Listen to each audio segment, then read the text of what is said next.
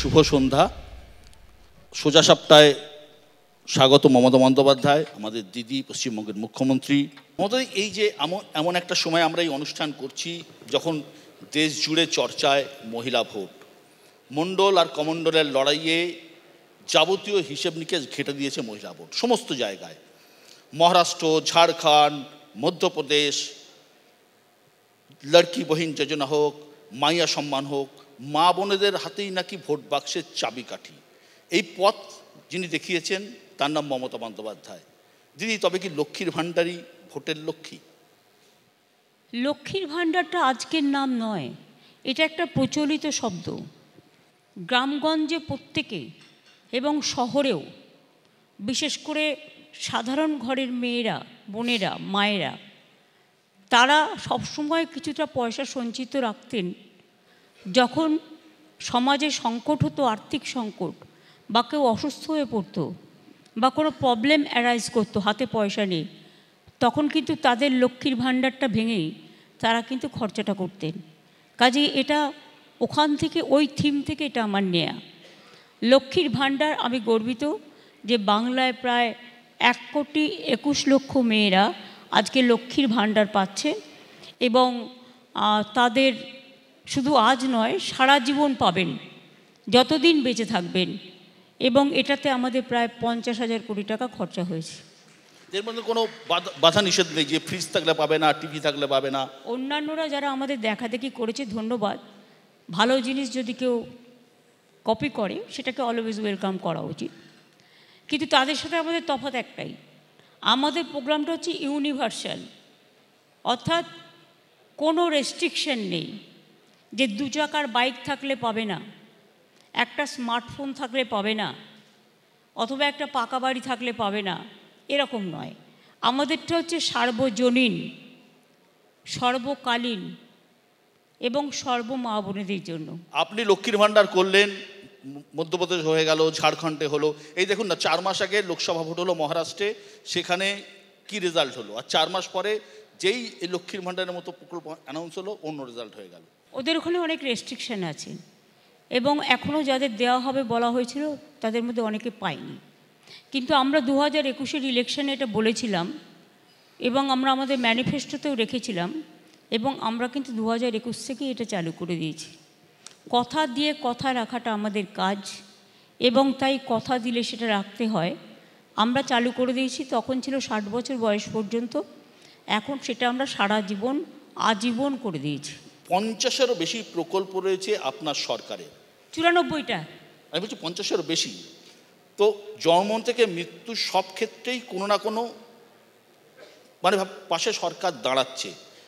এই যে একের পর এক ভোটে তৃণমূলের যে বিপুল সাফল্য, এর পেছনে কি জনকল্যাণমূলক প্রকল্পগুলো আছে বলে আপনি মনে করেন? দেখুন, গণতন্ত্রে আমরা একটা কথা মনে করি, জন, যেটা জনগণ মন অধিনায়ক জয় হে। গণতন্ত্রে গণজনকে শ্রদ্ধা জ্ঞাপনের মধ্যে দিয়ে কখনো মনে করতে নেই যে আমি একটা কেউকেটা বা আমি একটা সর্বসর্বা। আমি আসলে দীর্ঘদিন ধরে পথ চলতে চলতে, হাজার হাজার কিলোমিটার পথ পেরোতে পেরোতে, ধাক্কা খেতে খেতে, মার খেতে খেতে, লড়াই করতে করতে, বিভিন্ন গ্রামের পাশ দিয়ে যেতে যেতে, রাস্তার পাশ দিয়ে যেতে যেতে, শহরের পাশ দিয়ে যেতে যেতে, আমার যখন যেটা চোখে পড়েছে সেটা আমি আমার ডাউন মেমারি লেনে রেখে দিয়েছিলাম, এবং তার মধ্যে যতটুকু সম্ভব, কারণ এখানে তো ফাইন্যান্সিয়াল লায়াবিলিটি একটা ব্যাপার থাকে। আমার রাজকোষে যদি অর্থ না থাকে, আমি সেটা কি করে করব? রাজকোষটাও তো সামলাতে হবে। তার মধ্যে কেন্দ্রের কাছে আমরা প্রায় 1,71,000 কোটি টাকা পাইনি, আমাদেরই প্রাপ্য টাকা। সব কিছু সামলে আমাকে যখনই কোনো প্রজেক্ট করতে হয়, আমায় দেখতে হবে তার ফাইন্যান্সিয়াল অব্লিগেশন কতটা, এবং সেটা আমি জোগাড় করতে পারবো কি না। মায়েরা যখন সংসার চালান, তারা মাসে ঠিক করে নেন, সেই চাকরিই করুক, আর কৃষিজীবী হোক, আর শ্রমজীবী হোক, বা পুজোর সময় দেখুন, সারা বছর যারা প্ল্যান করে, পুজোর জন্য একটা বাজেট রাখতে হয়, উৎসবের জন্য একটা বাজেট রাখতে হয়, বিয়ে বা সামাজিক কাজের জন্য একটা বাজেট রাখতে হয়। যারা মুসলিম ঈদ করে, ঈদের জন্য একটা বাজেট রাখতে হবে, বড়দিন তাদের জন্য একটা বাজেট রাখতে হয়। সব ধর্মের সমন্বয়ের মধ্যে দিয়ে প্রত্যেকটা কাজ হিসেব করে চলতে হয়। কাজে যতটা পেরেছি সম্ভব মতো, হয়তো আরও কিছু করতে চাইতাম যদি আমার ফাইন্যান্সিয়াল স্ট্রেংথটা এবং আমাদের যেটা প্রাপ্য সেটা সবটা পেতাম, কিন্তু হয়তো এর মধ্যেও কিছু কিছু রয়ে গেছে যা হয়তো ইচ্ছে থাকলেও পূরণ হয়নি। কারণ আমি এমন কিছু করি না, অনেকে ভোটের আগে কিছু বলেন কিন্তু কথা রাখেন না, আমি সে দলে পড়ি না। আমি একটা সাধারণ মানুষ, আমার চিন্তাধারা আমি যেন চিরকাল সাধারণ থাকতে পারি এবং মানুষকে যদি কোনো কথা দিই, কথা রাখাটা আমার কাজ। আর আমি মনে করি কথা রাখাটাই হচ্ছে মানুষের জীবনের ক্রেডিবিলিটি। আর কথা দিয়ে কথা না রেখে সেটা উল্টো পাল্টা করাটাকে আমি মনে করি একটা বিরাট অপরাধ। তাই যতটুকু পেরেছি করেছি, এর জন্য আমার কৃতিত্ব নয়, কৃতিত্বটা জনগণের। এই তো কয়েকদিন আগে ফাইন্যান্স কমিশন এসেছিল আমাদের পশ্চিমবঙ্গে। আমি যতদূর শুনেছি তারা আপনার প্রেজেন্টেশন বা আপনার কথা বলা বা আপনার নলেজ দেখে প্রচণ্ড খুশি, আমাদের সাংবাদিকরা যা জানিয়েছেন। এই ফাইন্যান্স কমিশনের কাছে তো আপনি তো রাজ্যের যে বরাদ্দ সেটা আরও বেশি করার কথা বলেছেন। দেখুন, আমি কি বলেছি ফাইন্যান্স কমিশনকে? It is a confidential meeting. আপনি মনে করেন বাড়ানো উচিত? না, আমি বলছি, আপনি যখন আমাকে বলতে অ্যালাউ করেছেন, you have to allow me to complete my word. আমি তাদের যা বলেছি আমি সবটাই বলেছি। তবে হ্যাঁ, আমরা 41% যেটা পাই, এখন তো একটাই ট্যাক্স, জিএসটি। আর সেন্ট্রাল গভর্নমেন্ট এখন কথায় কথায় শেষ বসিয়ে দেয়। শেষ বসালে সেই টাকাটা তো আমরা পাই না, সেটা সেন্ট্রাল গভর্নমেন্ট রাজ্যকে দেয় না, পুরোটা নিয়ে নেয়। এবং যখন স্কিম করে, সেন্ট্রাল স্পন্সর স্কিম, নামটাও তারা দেয়, রংটাও তারা দিয়ে দেয়, কিন্তু স্টেট আদৌ সেটা পারবে কি না, কারণ 40% 50% টাকা আমাদের দিতে হয়, সেটা একটু স্টেটকে কনসাল্ট করা উচিত। আবার কি করে কখনো কখনো, ধরুন কোথাও একটা 200 লোক নিল, নিয়ে বলে 1 বছরের জন্য নিচ্ছি। 1 বছরের জন্য সে একটা চাকরি পেল, মাসে 10,000 টাকা পেল। এবার 1 বছর পরে চাকরিটা চলে গেল, তখন বার্ডেনটা তো আমার উপর আসবে। তার কারণ আমি তো কারো চাকরি খাওয়ার জন্য এখানে নেই। ফলে আমাদের সেটা ব্যাপারে যদি আলোচনা করে নেয়, সেন্ট্রাল স্পন্সার্ড স্কিমের ব্যাপারে, যেহেতু আমাদের টাকা, আমাদের পার্টিসিপেশন, আমাদের পারফরমেন্স আমাদের স্টেটে শ্যুট করবে কি না। অনেক সময় এমন একটা নাম দিয়ে দিল, ধরুন ভাষায় নানা রকম ডিফারেন্সেস আছে। বাংলা ভাষায় ওয়ার্ডের যেটা মানে হয়, হিন্দি ভাষায় অন্যরকম মানে হয়, সংস্কৃত ভাষায় অন্যরকম মানে হয়, তামিলনাড়ু তামিল ভাষায় অন্যরকম মানে হয়, কেরালা ভাষায় অন্যরকম মানে হয়। সুতরাং স্টেট ল্যাঙ্গুয়েজকে অলওয়েজ প্রায়োরিটি দিয়ে, যেটা মানুষ বুঝতে পারবে, সাধারণ মানুষ। শুধু আর্টিকুলেট হলেই হবে না বা আর্টিফিশিয়াল হলে হবে না, যে ল্যাঙ্গুয়েজটা মানুষের কাছে পৌঁছবে সেই রকম স্কিমের নাম দিলে তবে মানুষ সেটা বুঝতে পারে। জোর করে তো গিলিয়ে দেওয়ার ব্যাপার নয়, এই জোর করে যা পারলাম গিলিয়ে দিলাম। এগুলো হচ্ছে উভয় পক্ষকে ফেডারেল স্ট্রাকচারে মেনে চলতে হয়। তাই আমরা যেটা বলেছি, কি বলেছি আমি এখনও বলবো না, ডিটেলস আলোচনা হয়েছে, প্রায় 3 ঘন্টা ডিটেলস আলোচনা করেছি সব ব্যাপার নিয়ে। আমি অফকোর্স জিএসটি থেকে যে টাকাটা তুলে নিয়ে যাওয়া হয় এবং ট্রেজারিতে যে টাকাটা আসে ফেডারেল স্ট্রাকচারে সব রাজ্যের ক্ষেত্রেই, ওটা 41% করে দিয়েছে এখন। আর ম্যাক্সিমামটা সেন্ট্রাল গভর্নমেন্ট নিয়ে যায়, অথচ তাদের কাজ কিছুই নেই, সবটাই করে রাজ্য সরকার। তাই আমরা ওটাকে 50%-এ নিয়ে যেতে বলেছি। দিদি, এই যে অনেকে বলেন, ইকোনমিক্সদের মধ্যে দুটো মত আছে, আপনি চালু করলেন সবাই ফলো করতে শুরু করলো। ইকোনমিক্সটা দুটো মত আছে। একদল ইকোনমিস্ট বলেন যে প্রান্তিক মানুষের যাতে টাকা পৌঁছে দেওয়া দরকার, যাতে সেই টাকা বাজারে রোল হয় এবং সেই টাকা খরচা করছে সেটা অর্থনীতিকে সমৃদ্ধ করে। আবার একদল অর্থনীতি বলেন এইটা ডোল পলিটিক্স, এতে রাজকোষের উপর অহেতুক চাপ তৈরি হয়। একজন অভিজ্ঞ রাজনীতি হিসেবে আপনি কি মনে করেন? আমি অভিজ্ঞ নই, আমি সাধারণভাবে পথ চলতে গিয়ে যেটুকু বুঝেছি, মানুষের হাতে পয়সা থাকা দরকার। পয়সাটা আপনি যত রোল করবেন তত আপনার পয়সাটা রোল হবে। পয়সাটাকে আপনি যদি রোল না করে বাক্সবন্দি করে রেখে দেন, তাহলে এই অর্থনীতি উন্নতি হতে পারে না। মডার্ন সায়েন্সে বলছে, মডার্ন ইকোনমিস্টরা বলছেন, ইভেন অমাত্যদা থেকে শুরু করে যারা আজকে নোবেল প্রাইজ পাচ্ছেন ইকোনমিতে, হ্যাঁ, সবাই বলছে যে মানুষের হাতে পয়সাটা থাকলে মানুষ নিজের মতো খরচা করতে পারে এবং তাতে অর্থনীতিটা চাঙ্গা হয়।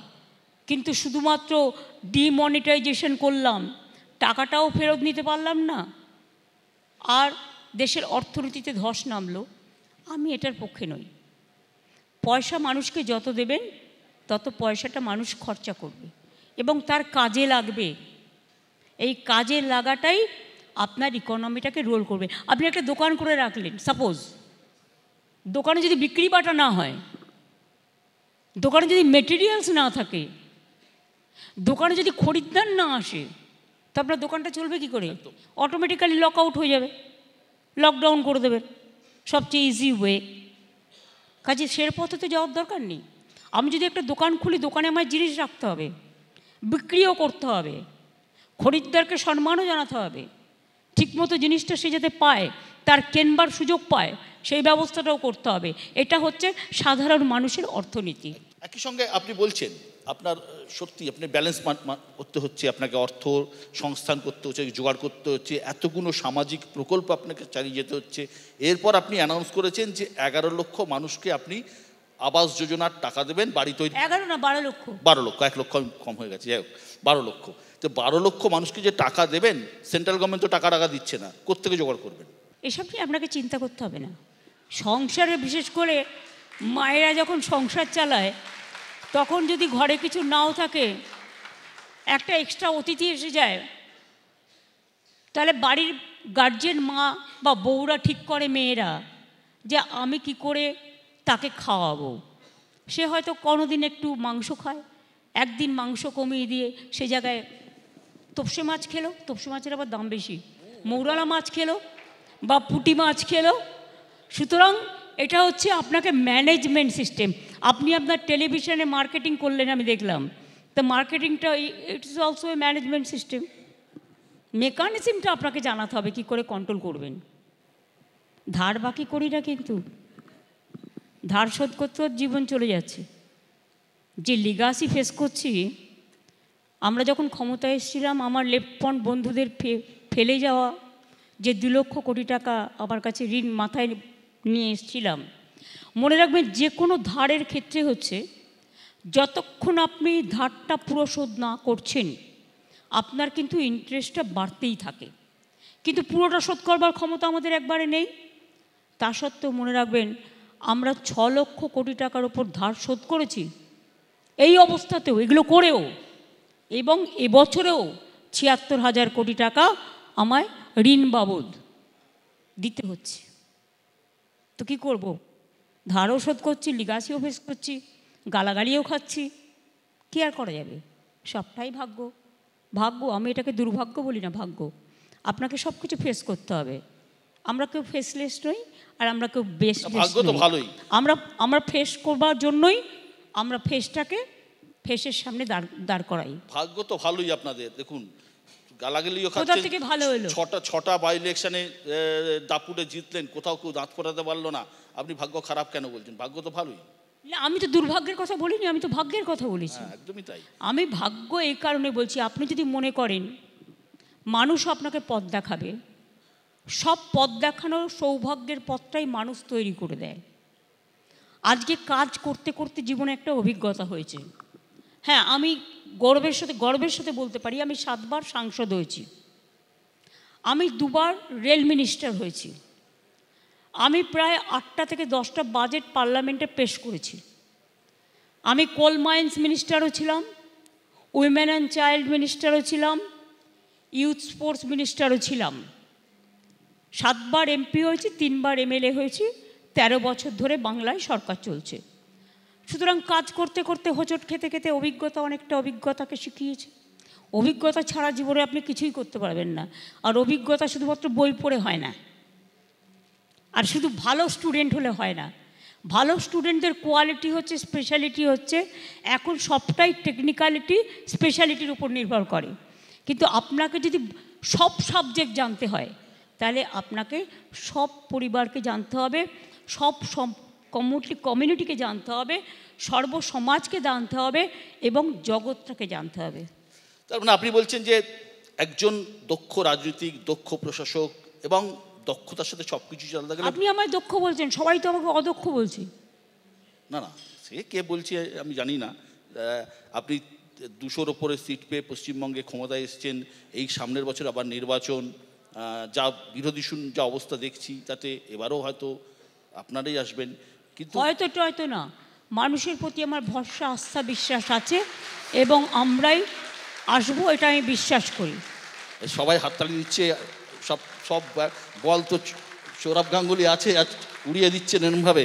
যাই একটা, সৌরভ তো বোল্ড আউট করবে।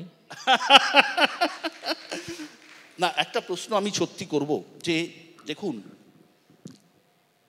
আগস্ট মাসে একটা আন্দোলন হলো আর্জিকর, তারপরে 6টা বিধানসভার ভোট হলো, উপনির্বাচন হলো। আপনার কি একবারও কখনো ভয় লাগেনি যে এই একটা আন্দোলন হলো, এতগুলো লোক রাস্তায় নামলো, নাগরিক সমাজের একটা তৈরি হলো, কোথাও তো ভোটে কোনো এফেক্ট পড়লো না? আপনার কি একবারও কোথাও মনে হয়নি? আমি বললাম আমার পুরোটাই বিশ্বাস এবং আস্থা এবং ভরসা মানুষের উপরে। আমি বিশ্বাস করি মানুষ আমাদের কাজগুলোকে গ্রহণ করেছেন এবং তাই মানুষ আমাদের এই আশীর্বাদ, শুভেচ্ছা, দোয়া, জোহার, যেটাই বলে, সর্বধর্ম সমন্বয়ের পীঠস্থান বাংলা। বাংলা কসমোপলিটান জায়গা। বাংলা, আমরা গর্ব করি রবীন্দ্রনাথ ঠাকুরকে নিয়ে যে কবিগুরু 2টো দেশের জাতীয় সঙ্গীত লিখেছিলেন। কেউ বলেন আবার 3টে, যদি শ্রীলঙ্কাটাকেও ধরে নিই আমরা। এবং দেশে যখন নবজাগরণ হয়, ধরুন সতীদাহ প্রথা আজকে সারা ভারতবর্ষে রদ হয়েছে, কিন্তু প্রথম কোথায় হয়েছিল? বাংলায়। বাংলার প্রভিন্সিয়াল অ্যাসেম্বলিতে পাশ হয়েছিল, রাজা রামমোহন রায় করেছিলেন। তখন তো অনেকে তাকে গালাগালি দিয়েছিলেন, কিন্তু পরে আমি জানি রাজীব গান্ধী যখন প্রাইম মিনিস্টার ছিলেন, এটা অল ইন্ডিয়া ল হিসেবে পাশ হয়। সুতরাং সামাজিক সংস্কার, আর যখন দেশের স্বাধীনতা আন্দোলন বা নবজাগরণ হয়েছে, তখন কিন্তু পার্টিকুলার কোনো কাস্ট, কোনো কমিউনিটি, কোনো ক্রিড নয়, সমাজের প্রতিটা অংশের মানুষ তাতে অংশগ্রহণ করেছিলেন।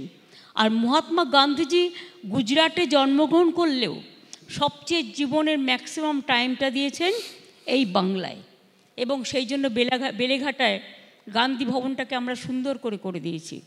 এবং বাংলায় রবীন্দ্রনাথ ঠাকুর যখন লিখছেন বাংলার মাটি বাংলার জল, বাংলার বায়ু বাংলার ফল, পূর্ণ হোক হে ভগবান, তখন আবার নজরুল ইসলাম লিখছেন, কি লিখছেন?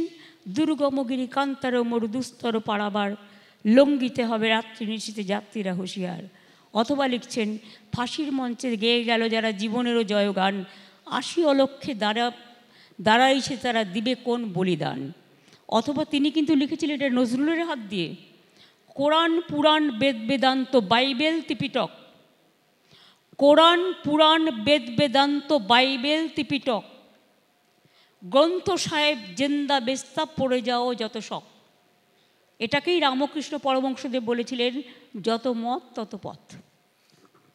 এটাকেই স্বামী বিবেকানন্দজি বললেন, আমাদের হিন্দু ধর্মটা হচ্ছে ইউনিভার্সাল, আমরা পরস্পরকে ভালোবাসি। তিনি শিকাগোয় গিয়ে যে বক্তৃতাটা করেছিলেন, সেই বক্তৃতার মূল অংশ ছিল যে আমরা স্ট্রং বিকজ আমরা ইউনাইটেড, এবং আমাদের ধর্মটা হচ্ছে ইউনিভার্সাল, সার্বজনীন। নেতাজি সুভাষচন্দ্র বসু যখন আন্দোলন করেছিলেন, মনে রাখবেন নেতাজি সুভাষচন্দ্র বসুরও ডান হাত ছিলেন শাহনাজ খান। এগুলো সব আমাদের ইতিহাস, কিন্তু ইতিহাসটাকে মনে রাখতে হবে। একদম, আপনি ঠিক বলছেন, ইতিহাসকে অবশ্যই মনে রাখতে হবে। কিন্তু আমার একটা প্রশ্ন, সত্যি আপনি মানে হয়তো এড়িয়ে যাচ্ছেন, এই যে ধরুন আমরা প্রত্যেকেই বলেছি, আপনি নিজেও বলেছেন অত্যন্ত ঘৃণ্য অপরাধ হয়েছে আরজি করে, কিন্তু যে মুভমেন্টটা হয়েছিল, এটা কি আপনি কি রাজনৈতিক মুভমেন্ট বলে মনে করেন? Political movement? অবশ্যই প্রথমের দিকে মানুষ বুঝতে পারেননি, বাট পরে তো প্রমাণিত হয়ে গেছে যে এটা পলিটিক্যাল। ঠিক আছে, যে কেউ আন্দোলন করতে পারে, পলিটিক্যালও করতে পারে, it is their absolutely freedom of their expression or freedom of their democratic performance, even right to work, right to protest, কিন্তু actually it was a planted game. যদিও আমি সবাইকে বলছি না যারা অংশগ্রহণ করেছেন তারা ভুল করেছেন, নিশ্চয়ই তারা ভালো বুঝেছেন বলে করেছেন, এটা আমি তাদের উপর ছেড়ে। কিন্তু পরে প্রমাণিত হয়ে গেছে, কারণ প্রথমে অনেক কিছু আমরা বুঝি না। তার কারণ একটা প্রবাদে আছে, দাঁত থাকতে কেউ দাঁতের মর্ম বোঝে না। A profit is not honoured in is own country. এগুলো আমরা বুঝি, পরে বুঝি। পরে তো বুঝতে হয়, দাঁতটা যখন পড়ে যায় তখন তো সবাই দাঁতটা বাঁধাতে চলে যায়, কারণ তখন আর মাংস খেতে পারে না, তখন আর মাছ খেতে পারে না, তখন আর ডাটা চিবোতে পারে না, ন্যাচারালি তখন প্রয়োজন হয়। সুতরাং মনে রাখবেন, যে জিনিস আমাদের থাকে সেই জিনিসটাকে বুঝতে একটু সময় লাগে, একটু সময় লেগেছে। এই যা প্রথম দিকে যা হয়েছিল, পরবর্তীকালে একটা কিছু রাজনৈতিক দলের মধ্যে পরিকল্পনা করেছিল বলে আপনার মনে হয়? মনে হয় না, এটা প্রমাণিত হয়ে গেছে, প্রমাণিত সত্য। আমি তো এখনও বলছি রাজনৈতিক দল আন্দোলন করতে পারে, এটা দেয় স্বাধীনতা, গণতন্ত্রে এই অধিকার সবার আছে। কিন্তু যেভাবে এটাকে প্রজেক্ট করা হয়েছিল, এখনও এটা ম্যাটার অফ সাবজুডিস, তাই ডিটেলসে আমি যাব না। আমি যেটা বলেছিলাম যে আপনারা আমাকে 1 মাস টাইম দিন, বাবা মার কাছে গিয়ে বলেছিলাম। আমার সাথে সেদিন সিপিও ছিলেন। আমরা 1 মাসের মধ্যে যদি করতে না পারি, আপনারা এটা সিবিআইকে দিয়ে দেবেন, আপনারা যদি চান, আমার কোনো আপত্তি নেই। কিন্তু সেদিন যাই হোক, ওরা নানা রকম বুঝিয়েছিলেন। আপনি কি মনে, এই যে ধরুন যখন ঘটনা ঘটেছিল আন্দোলনের, যেমন সবার কথা বলছি না, মিডিয়াতে রিপোর্ট হয়েছিল একটা সেকশন ডাক্তারদের, তারা যখন আন্দোলন করেছিল, দেখুন আন্দোলন প্রত্যেকের অধিকার, সে করতেই পারে, কিন্তু একই সঙ্গে তারা বেসরকারি হাসপাতালেও চিকিৎসা করেছিল। আপনি কি চান সবই একদিনে জেনে নেবেন? এটা নিয়ে তদন্ত চলছে না, আমি জানি কারা করেছেন, আমার কাছে লিস্ট আছে, ডেটা আছে, এবং তাতে প্রায় গভর্নমেন্টের 1000 কোটি টাকা গেছেও, স্বাস্থ্যসাথীর মাধ্যমে হয়েছে। আমরা সেটাকে ট্র্যাক করতে পেরেছি, কিন্তু ডিটেলসটা আমি এখানে বলবো না, কারণ হচ্ছে তদন্তটা খুব ডিপ রুটেড করে নিয়ে তারপরে পাবলিকলি এটা দিয়ে দেবো। আমি উইদাউট এভিডেন্স কথা বলি না, বলতে পারেন এটা আমার মাইনাস পয়েন্ট। দেখুন, স্বাস্থ্যসাথী আপনি তা ভালো উদ্দেশ্য করেছেন, কিন্তু অনেক ক্ষেত্রে তো স্বাস্থ্যসাথীর মিসইউজ হচ্ছে। প্রচুর লোকজন ভুয়ো বিল দেখিয়ে, ডাক্তাররা নানা রকম কাজ করে, সরকারি হাসপাতালে 1 ঘন্টা কাজ করে, 5 ঘন্টা বেসরকারি হাসপাতালে কাজ করে, নানা রকম করছেন। কিন্তু এটা মানে আমাদের যারা সাংবাদিকতা করি তারা আমরা জানি যে এটা কিন্তু হচ্ছে। এটা আটকাতে আপনি কী করছেন? কোনো পরিকল্পনা বা কোনো কিছু? এটা ধরতে পেরেছিলাম বলেই তো তাদের ধরা গেল না। যারা এখানে কাজ করবে না স্ট্রাইক, অথচ ওখানে গিয়ে গভর্নমেন্টের পয়সায় স্বাস্থ্যসাথী প্রাইভেটে গিয়ে করে এলো, এটা ধরলাম কি করে? এবং শুধু তাই নয়, আমরা একটা নতুন করে একটা ট্র্যাক করার সিস্টেম করেছি এখন। এটা আইটি ডিপার্টমেন্ট, বিশেষ করে আমার আইটি ডিপার্টমেন্ট এবং পুলিশ মিলে, হেলথ ডিপার্টমেন্ট মিলে এটা আমরা একটা অ্যাপ করেছি এবং একটা ট্র্যাকিং সিস্টেম করেছি। যখনই এটা কেউ মিসইউজ করবে সঙ্গে সঙ্গে ধরা পড়বে। যেমন ট্যাবে আপনারা দেখলেন, ট্যাবের ক্ষেত্রে আমি প্রায় আমি ট্যাবের ক্ষেত্রে প্রচুর টাকা দিয়েছি, এবং বিশেষ করে এই টোটাল সংখ্যাটা বলছি আমরা প্রায়, জাস্ট এ মিনিট, ওটার নাম হচ্ছে তরুণের স্বপ্ন, প্রোগ্রামটার নাম। আমরা মোর দ্যান 52 লাখ ছাত্রছাত্রীদের ট্যাব দিয়েছি। তার মধ্যে 1900 কেস ধরা পড়েছে, কিন্তু তার মধ্যে 1701টা কেস আমরা কিন্তু খুঁজে বের করে নিয়েছি, তাদের অ্যাকাউন্ট ফ্রোজেন হয়ে গেছে। এবং আমরা একটা সিস্টেম করছি যাতে, এখানে অনেকের হাত আছে এবং ব্যাংকের থ্রুতে তো টাকাটা যায়, ব্যাংক আছে, মাস্টারমশাই আছে, হেডমাস্টার আছে। আমি ন্যাচারালি কারোর কথা না বলে বলছি, টাকাটা তো ব্যাংকের থ্রুতে গভর্নমেন্ট দেয়। তো গভর্নমেন্ট যখন ব্যাংকের থ্রুতে দিচ্ছে, তখন ব্যাংকেরও কি দায়িত্ব নয় এটাকে চেক আপ করা? যারা যারা দোষী সব কটাকে ধরা হয়েছে এবং 44 জন ইতিমধ্যে অ্যারেস্টও হয়েছে। সরকার কড়া পদক্ষেপ নিচ্ছে, আপনার কথা অনুযায়ী বুঝতে পারছি সরকার অত্যন্ত কড়া পদক্ষেপ নিচ্ছে। এবং সত্যি তো বিভিন্ন লোক ভেতরে, সর্ষের মধ্যে ভূত না থাকলে তো এ ঘটনা ঘটে না। সরকার 2বার করে টাকা দিতে হচ্ছে, ধরা হচ্ছে, হ্যাঁ, আমরা 1900 কেস হয়েছিল এবং তার মধ্যে আমরা প্রত্যেকে আবার 10,000 টাকা করে ট্যাপ কেনার জন্য দিয়ে দিয়েছি। খুব সম্ভবত জামতাড়া গ্যাং বলে ঝাড়খণ্ডের একটা গ্যাং আছে, যারা আপনারা প্রত্যেকেই যারা আছেন, যারা দর্শক দেখছেন তারাও নিশ্চয়ই জানেন সাইবার ক্রাইম এখন একটা এমন জায়গায় চলে গেছে, ভবিষ্যতের সব থেকে বড় জায়গা এটা সাইবার ক্রাইম, এটা রুখতে কিন্তু হবেই। ইটস এ ক্রিমিনাল অফেন্স এবং আমি মনে করি যে এটা অনেক রাজ্যে হয়েছে কিন্তু কেউ ধরতে পারেনি। কিন্তু আমাদের পুলিশ যে যা ইচ্ছে বলতে পারে, কিন্তু আমাদের পুলিশ খুব সক্রিয় বলে আমরাই এটা একমাত্র ধরতে পেরেছি। এটা ঝাড়খণ্ড বিহারের একটা গ্রুপ আছে যারা সব জায়গাতেই করে বেড়ায়। নমস্কার ম্যাডাম, আমি অনন্যা বন্দ্যোপাধ্যায় যাদবপুর থেকে বলছি আজকের দিনে আমাদের শব্দভাণ্ডারে কয়েকটা শব্দ বিশেষ করে মমতা বন্দ্যোপাধ্যায়ের নামের সময় পরিপূরক, যেমন ধরুন পরিবর্তন, আন্দোলন অথবা অনুপ্রেরণা, এই শব্দগুলো মমতা বন্দ্যোপাধ্যায়ের নামের সঙ্গে একেবারে সমর্থক। রাজনৈতিক এবং প্রশাসনিক পরিবর্তন তো ওনার হাত ধরে বাঙালি দেখেছে। আজকে আমি বলছি বাঙালির নিত্য জীবনের অর্থাৎ জীবনশৈলী, লাইফস্টাইলের পরিবর্তন। অর্থাৎ বাঙালির একটা তো কথা আছে যে বাঙালি এক্সারসাইজ বিমুখ, পরিশ্রম বিমুখ। সেই জায়গা থেকে রাজ্যের মুখ্যমন্ত্রী এত পরিশ্রম করেন, এরকম ফিট কি করে হয়? মানে ফিট হয় তো হিট হয়। তুমিও তো ফিট, একেবারে আমাকে ফিট করো। মানে আপনি কিভাবে এত ফিট থাকেন ম্যাডাম? মানে এটা তো এই আমি ফিট কিনা আমি জানি না, ধন্যবাদ। বাট আমার যেটা ভালো লাগে সেটা হচ্ছে আমি মনে করি, আমার কবিতাতেও লেখা আছে, অনেকে কবিতা আমার হাতের সামনেই আছে, যে আমি যখন হাঁটি আমার মাথা হাঁটি, আর আমি যদি না হাঁটি আমার একটু ইরিটেশন হয়। হাঁটলে আমার মনটা শান্ত থাকে, আমার হৃদয়ের দরজাটা খোলা থাকে। হাঁটলে আমি পরিশ্রম বেশি করতে পারি, হাঁটলে আমি কি বলবো, অনেক বেশি মনে রাখতে পারি। এবং হাঁটতে হাঁটতেই আমি কিন্তু যত কাজ করার করি, ফাইল সই করা থেকে শুরু করে, ফাইল দেখা থেকে শুরু করে, কোয়েশ্চেন রিপ্লাই থেকে শুরু করে, লেখা থেকে শুরু করে, গান থেকে শুরু করে সব কিছু আমি হাঁটতে হাঁটতেই করি। সেই হাঁটাটা কতটা হয়? 40 না 42,000 কিলোমিটার? এটা এক এক দিন এক এক রকম। যেমন আজকে আপনার এখানে এখন 2 ঘন্টা সময় যাবে, তো এই 2 ঘন্টা তো আমার নষ্ট হলো। সুতরাং এই 2 ঘন্টায় আমি হয়তো আরও 10 কিলোমিটার করে ফেলতে পারতাম। তো যাই হোক, আমি এখনও পর্যন্ত আজকে 28,000 স্টেপস করে এসেছি, কিন্তু 12,000 স্টেপস ভাবছি গিয়ে করবো, বাড়ি গিয়ে করবো। মানে আপনার সারাদিনই পদযাত্রা? পদযাত্রা না, হাঁটা যাত্রা। শিবাজি প্রতিম বসু, নমস্কার। আপনাদের দেখলেই তো ভয় হয়, কি না কি কোয়েশ্চেন করবেন ভগবান জানে। আমাদের ছাত্র জীবনটাই গেছে আপনাকে দেখতে দেখতে, যে আপনি তখন একদম যাকে বলে সুভাষ মুখোপাধ্যায় আপনাকে বলেছিলেন অগ্নিকন্যা। তো আপনাকে তো আমরা সমস্ত অন্যায়ের বিরুদ্ধে সারা বাংলা জুড়ে, ভারতবর্ষের নানা, বিশেষ করে বাংলার নানা জায়গায় যেভাবে দেখেছি, দেখতে দেখতে আপনার একটা ইমেজ রয়েছিল অগ্নিকন্যা, যেটা সিঙ্গুর নন্দীগ্রাম হয়ে এমন একটা ফাইনাল জেনিথে পৌঁছে গেছিল, যেটাতে আপনার একটা ওই মানুষে সবাই she is a street fighter, বা আপনি একজন অগ্নিকন্যা।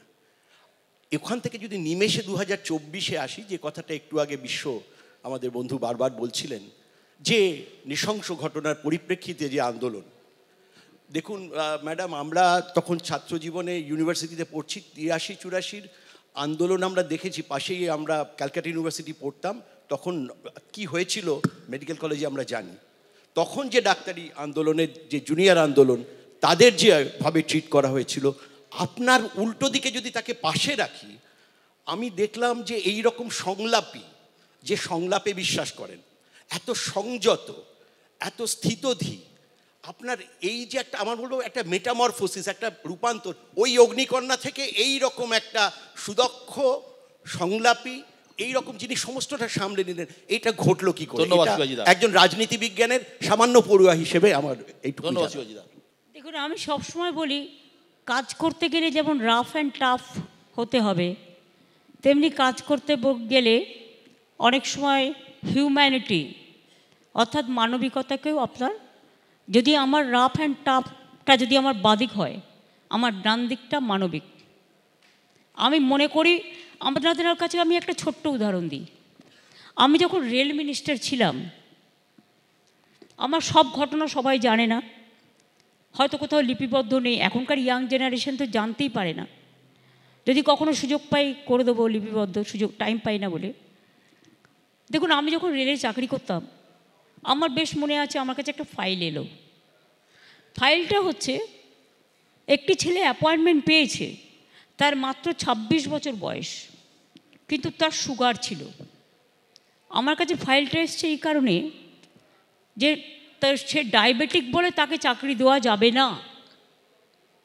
আমি তখন আমার অফিসারদের ডাকলাম, ডেকে বললাম, শুনুন, আপনারা তো ওয়ান সাইডেড শুনছেন, আর মনে রাখবেন, আমি যখন আপনাদের সাথে বসে আছি, আদার সাইডকে আমি রিপ্রেজেন্ট করছি। আমি তখন বললাম, ও চাকরি পাবে, ডায়াবেটিক ইজ নাথিং রং, একটা মানুষের রোগ হয়েছে, রোগ সেরে যাবে, তাই বলে একটা ছেলে চাকরি পাবে না শুধুমাত্র তার সুগার আছে বলে? এটা কখনো জাস্টিফিকেশন হতে পারে? কখনো হতে পারে না। সুতরাং সবসময় মনে রাখতে হবে, আমায় দেখতে হবে ওরা ছোটরা কখনো কখনো ভালো কাজও করে, আবার কখনো কখনো ওদের ইগোটাও কাজ করে, কখনো কখনো ওরা প্রাণবন্ত, কখনো কখনো ওদের অফুরন্ত উদ্দাম। তা বাঁধটা তো কাউকে না কাউকে ভাঙতে হবে। তো বাঁধ যদি ভাঙতে হয়, তাহলে রবীন্দ্রনাথ ঠাকুরের ভাষায় ভাঙুন, শুকনো গাঙে আসুক জীবনেরও বন্যার উদ্দাম কৌতুক, শুকনো গাঙে আসুক। আমি ভাঙনেরও জয়গান না বলে যৌবনের জয়গান গাও, যৌবনের জয়গান গাও, জীবনেরও জয়গান গাও, তাই মনে করে ওদের ধৈর্য ধরে শুনছিলাম। গর্গ চট্টোপাধ্যায়, আসি। নারী ক্ষমতায়নে বিশ্বজুড়ে নারী প্রতি শিশুর জন্মহার একটা খুব গুরুত্বপূর্ণ সূচক, এবং বাংলা সেক্ষেত্রে নারী প্রতি শিশুর জন্মহার এতটা কমে গেছে, তার ফলে আসলে আমরা অনেকটাই এগিয়ে। 1971-এ শেষ ডিলিমিটেশন হয়েছিল, এবং তারপরে ইন্দিরা গান্ধী এবং তারপরে অটল বিহারী বাজপেয়ীর প্রধানমন্ত্রিত্বকালে কিন্তু ডিলিমিটেশন যে হওয়ার সময়টা এসেছিল, তারা কিন্তু পরবর্তী 25 বছর পিছিয়ে দেয়, যে এখন নয়। কারণ এর ফলে নবতম যে জনসংখ্যা, সেটা যদি আসন পুনর্বিন্যাস ঘটে সারা ভারত জুড়ে লোকসভায়, তাহলে আসলে যারা এই পপুলেশন কন্ট্রোল করতে পেরেছে তাদের উপর কোপ পড়বে, আর যারা পপুলেশন কন্ট্রোল করতে পারেনি তারা যেন উৎসাহিত হবে, তাদের ক্ষমতা বেড়ে যাবে এক অর্থে অংশীদারিত্বে আমাদের লোকসভায়। 2026-এ ডিলিমিটেশন ডিউ হয়ে গেছে, এবং আমরা এখনও পর্যন্ত যা দেখছি, কেন্দ্রের যে শাসক দল বিজেপি, তারা ডিলিমিটেশন করতে খুব আগ্রহী, এমনকি তারা মহিলা বিলের সঙ্গে এটাকে জুড়ে দিয়েছে এক অর্থে। এমনকি যে বিল্ডিংটা তৈরি করেছে তাতে 1000 সিট, একদম 543 জায়গায়। তাহলে আমরা এই ডিলিমিটেশন হলে নারী ক্ষমতায়নে আমরা এগিয়ে, তার ফলে আমরা 2026 পরে কেন্দ্রীয় নীতি, রাষ্ট্রীয় নীতি নির্ধারণে আমাদের অংশীদারিত্ব এবং ভয়েস কমে যাবে। বাংলার মুখ্যমন্ত্রী হিসেবে আমি আপনার কাছে জানতে চাই যে আমরা তারা এটা আটকাবো কীভাবে? এটা তো আটকাতেই হবে। ধন্যবাদ। না, কোয়েশ্চেনটা খুব একটু ঠিকই আছে, সবটা উত্তর অনেক সময় লাগবে। আমি মনে করি না যে যেটা ইয়ারটা আপনি বললেন সেই ইয়ারে ডিলিমিটেশন লাস্ট হয়েছিল।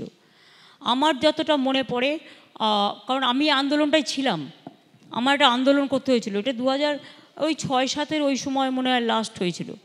তার কারণ আমি দুর্গাপুর আর শিলিগুড়িতে দুটো আন্দোলন করেছিলাম, থাকার জায়গা পাইনি। তাই delimitation is not a matter যেটা হচ্ছে সেটা হচ্ছে আপনার হাতেই তো উইমেন এম্পাওয়ারমেন্ট আছে। এর জন্য আপনাকে স্বর্গ খুঁজে বেড়াতে হবে কেন? স্বর্গ তো আপনার হাতের মুঠোয় আছে। দেখুন, আমাদের রাজনৈতিক দল যেটা বলে সেটা করে। আমরা ভোট আসলেই বলি 33% রিজার্ভেশন অন উইমেন আমরা চাই পার্লামেন্টে, কিন্তু ভোটের সময় নমিনেশন দিই না। এবং নমিনেশনটা যখন উইমেন এম্পাওয়ারমেন্টের জন্য দিই আমরা, তখন হারা সিটগুলো দেখে দিই। কিন্তু আমাদের পার্টি একমাত্র পার্টি যেটা আমি গর্বের সাথে বলতে পারি, আমাদের 33% রিজার্ভেশনকে সমর্থন করে আমাদের আজকে কিন্তু 38% ইলেক্টেড মেম্বার আছে। এটা করতে জানতে হয়, শিখতে হয়। এখানকার 50% মিউনিসিপ্যালিটি পঞ্চায়েত মেয়েদের।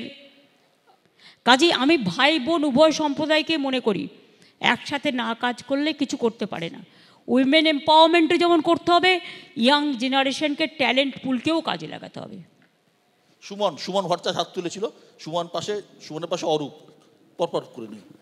মাননীয় মুখ্যমন্ত্রী, যখন বিশ্ব আপনাকে উপনির্বাচনের ফলাফল বলে বলল যে ওটা তো 6-0 হয়েছিল, আপনি উত্তর দিলেন সৌরভ গঙ্গোপাধ্যায় তো বোল্ড আউট করে দেবে। তো তো সৌরভ গঙ্গোপাধ্যায় বোল্ড আউটটা 2026-এ করবেন না তারও আগেই? এর উত্তর তো সৌরভ দিতে পারে, এর উত্তর আমি কি করে দেবো? ক্রিকেটে ওরা বোল্ড আউট করে, ওরা ব্যাটিং করে, ওরা বোলিং করে, ন্যাচারালি ওরা এই কথাগুলোর উত্তর দিতে পারে। আমি তো খেলাধুলা জগতের লোক নই, বাট খেলাধুলা আমি ভালোবাসি অবশ্যই।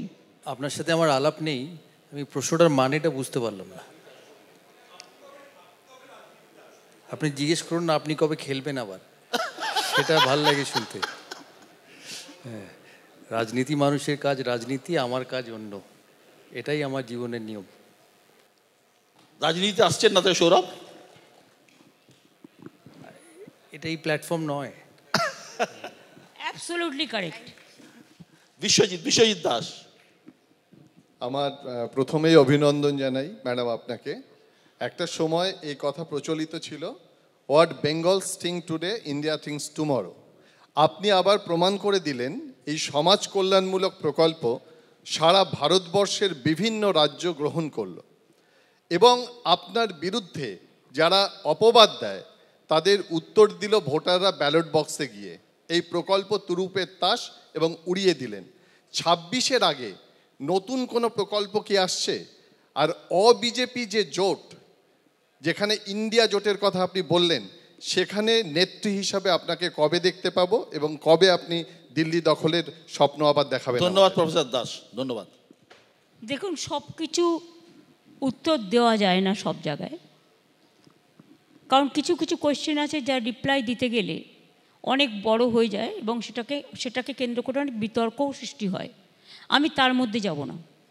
আমি এটুকু আপনাদের বলতে পারি যে আমরা মামাটি মানুষের কাছে কৃতজ্ঞ। আমাদের 94টা সরকারি স্কিম আছে জন্ম থেকে মৃত্যু পর্যন্ত, এবং আপনারা জানেন একটা প্যারামিটার হচ্ছে যে কোনো সোসাইটির সামাজিক বিপ্লব। ওয়েস্টার্ন কান্ট্রিতে একটা সোশ্যাল সিকিউরিটি বলে একটা ব্যাপার আছে, কিন্তু আমাদের দেশে সেটা ছিল না এবং নেই। আমাদের এখানে 94টা স্কিম আছে, অন্য জায়গায় হয়তো একটা নকল করেছে, কিন্তু অন্যগুলো নেই। আমাদের এখানে কিন্তু জন্ম থেকে মৃত্যু পর্যন্ত, মনে রাখবেন, আমরা ইনস্টিটিউশন ডেলিভারি, যেটা হচ্ছে নাম্বার 1 প্যারামিটার আপনার ডেভেলপমেন্টের, আমরা যখন ক্ষমতায় আসি 2011-এ, তখন এটা ছিল মাত্র 60%। আমরা কিন্তু এখন মেয়েরা গর্ভবতী হলে যারা খুব ইন্টেরিয়ার এলাকায় থাকে তাদের আমরা ওয়েটিং হাটে এনে রেখে দিই, যাতে বাচ্চাটা যখন হওয়ার সময় হয় সেখান থেকে পাশেই নিয়ে যেতে পারে আর ডাক্তাররা দেখাশোনা করতে পারে। এখন আমাদের সংখ্যাটা বেড়ে হয়েছে 99.5% ইনস্টিটিউশন ডেলিভারি রেট, এবং আমি নিজে হোম ডেলিভারি বলে আমাদের কোনো কিছুরই ঠিক নেই। কাজেই আমি চাই আগামী দিনের ভবিষ্যৎ যারা, তাদের ডেট অফ বার্থ, তাদের সব কিছু ঠিকঠাক থাক, সুন্দর থাক। অরূপ, আপনার সরকারের যে 94টা প্রকল্প, তার মধ্যে অধিকাংশ প্রকল্প কিন্তু উইমেন এম্পাওয়ারমেন্টের কথা বলে, এবং এটা তো সত্যি কথা যে মহামতি গোখলের উক্তি, what Bengal thinks today India think tomorrow, আজকে সারা ভারতবর্ষ মানুষ দেখছেন যে আপনার প্রকল্পগুলো বাকি রাজ্যগুলো অনুসরণ করছে। আমার আপনার কাছে যেটা প্রশ্ন, যে 2011 সালের আগে যারাই বাংলা শাসন করেছেন তারা কিন্তু প্রত্যেকেই পুরুষ ছিলেন। 2011-ই প্রথম দেখলো একজন মহিলা, তিনি গোটা বাংলাকে একটা সূত্রে বাঁধলেন। এই যে প্রকল্পগুলো আপনার মাথা থেকে এলো, এইটার কারণ কি এই যে আপনি একজন নিজে মহিলা হয়ে মেয়েদের যন্ত্রণার কথা অনেক বেশি করে উপলব্ধি করতে পারেন, কারণ আপনি নিজে একজন মহিলা হয়ে বড় হয়ে উঠেছেন, সমস্ত স্তরে মেয়েদের যে অপারেশন সেটা নিজে ফিল করে তাদের যন্ত্রণাটাকে অনুভব করছেন, নাকি আপনি নিজে যেহেতু অনেক কষ্ট করে বড় হয়েছেন, আমরা জানি আপনি একটা সময় দুধের ডিপোতেও কাজ করেছেন, খুব ছোটবেলা কষ্ট করে পরিবারকে লালন পালন করা থেকে শুরু করে অর্থনৈতিক সংগ্রাম পর্যন্ত আপনাকে করতে হয়েছে। আপনি নিজেকে কোন জায়গায় দেখতে স্বচ্ছন্দ বোধ করবেন, একজন মহিলা মুখ্যমন্ত্রী হিসেবে নাকি সমাজের প্রত্যেকটা স্তরের পিছিয়ে থাকা মানুষের প্রতিনিধি হিসেবে আপনি কোন জায়গায় নিজেকে দেখতে স্বচ্ছন্দ বোধ করবেন? আমি প্রথমেই বলি, আমি সারা জীবন এটাই বলে আসি, আমাকে যখন কেউ জিজ্ঞেস করে do you consider yourself as a women, আমি অলওয়েজ বলি I consider myself as a human being. আমি মনে করি সমাজ সংসার তখনই ভালো হয় সবাইকে নিয়ে চলে। বোন না থাকলে, শুধু ভাই থাকলে রাখি বন্ধন হয় না ভাইফোঁটা হয়? হয় না, সবাইকে নিয়েই চলতে হয়। কাজে আমার প্রোগ্রামে কৃষক বন্ধু প্রোগ্রাম, ওটা কি মহিলাদের প্রোগ্রাম? 10,000 টাকা করে দিই, টোটাল শস্য বিমা বিনা পয়সায় দিই, যে কোনো বিপদ আপদ হলে তাদের পাশে গিয়ে দাঁড়াই, মৎস্যজীবীদের সাহায্য করি, কৃষিজীবীদের সাহায্য করি, ইয়াং যে স্মার্ট কার্ড দিই ছেলে মেয়েদের, ছেলেদের সবাইকে দিই, মেয়েদেরও দিই। সবুজ সাথী প্রকল্প আপনারা জানেন, সাইকেল ক্লাস 9-এ অল, মানে কোনো ভাগাভাগি নেই। তার কারণ আমি ঝাড়গ্রামে যেতে যেতে আমার মনে পড়ে একটি বাচ্চা ছেলে এসে আমাকে বলেছিল, তখন সে ক্লাস 5-এ পড়ে, আমার দৃষ্টিটা ঘুরিয়ে দিয়েছিল। আমি ওদের কাছ থেকে মাঝে মাঝে শিখি। আমাকে এসে বললো, দিদি দিদি সাইকেল কি শুধু মেয়েরা পাবে, ছেলেরা পাবে না? আমরা পাবি বাবু পাবি, দাঁড়া তুই ক্লাস 9-এ ওঠ। তারপরে আমি এসেই মাত্র 6 মাসের মধ্যে অর্ডারটা ইমপ্লিমেন্ট করে দিয়েছিলাম যে সবাই পাবে। যেমন ট্যাব সবাই পায়, স্টুডেন্টস ক্রেডিট কার্ড সবাই পায়, ঐক্যশ্রী সবাই পায়, মেধাশ্রী সবাই পায়, যজ্ঞশ্রী সবাই পায়, শিক্ষাশ্রী সবাই পায়, কৃষক বন্ধু সবাই পায়। এরকম অনেক প্রোগ্রাম আছে।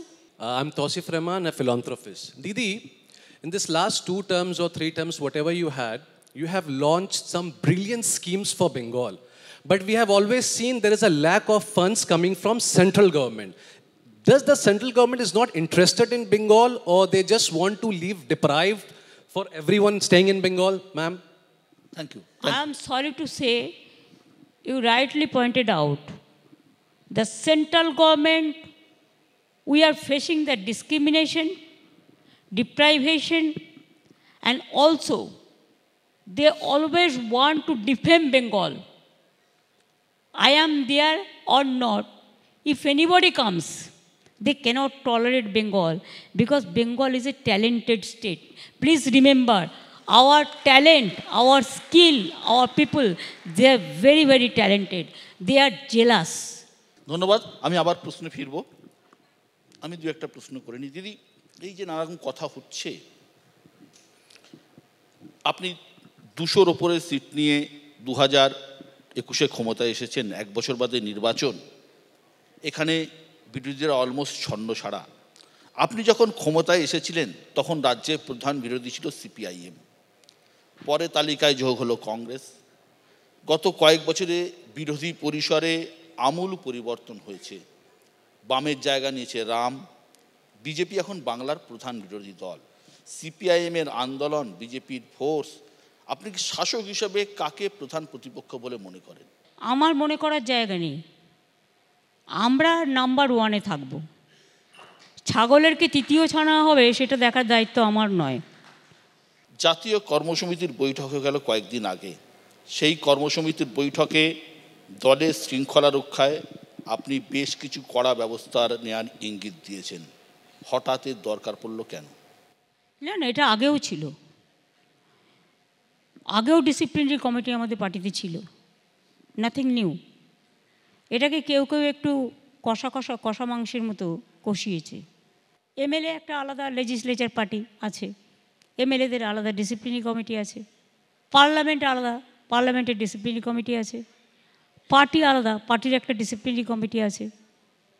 সুতরাং কেউ যদি অন্যায় করে, কেউ যদি ইনডিসিপ্লিন কাজ করে, শৃঙ্খলা তো সকলের জীবনেই একটা বড়, বলতে পারেন, রক্ষা কবচ। সুতরাং শৃঙ্খলা আপনাকে রাখতেই হবে।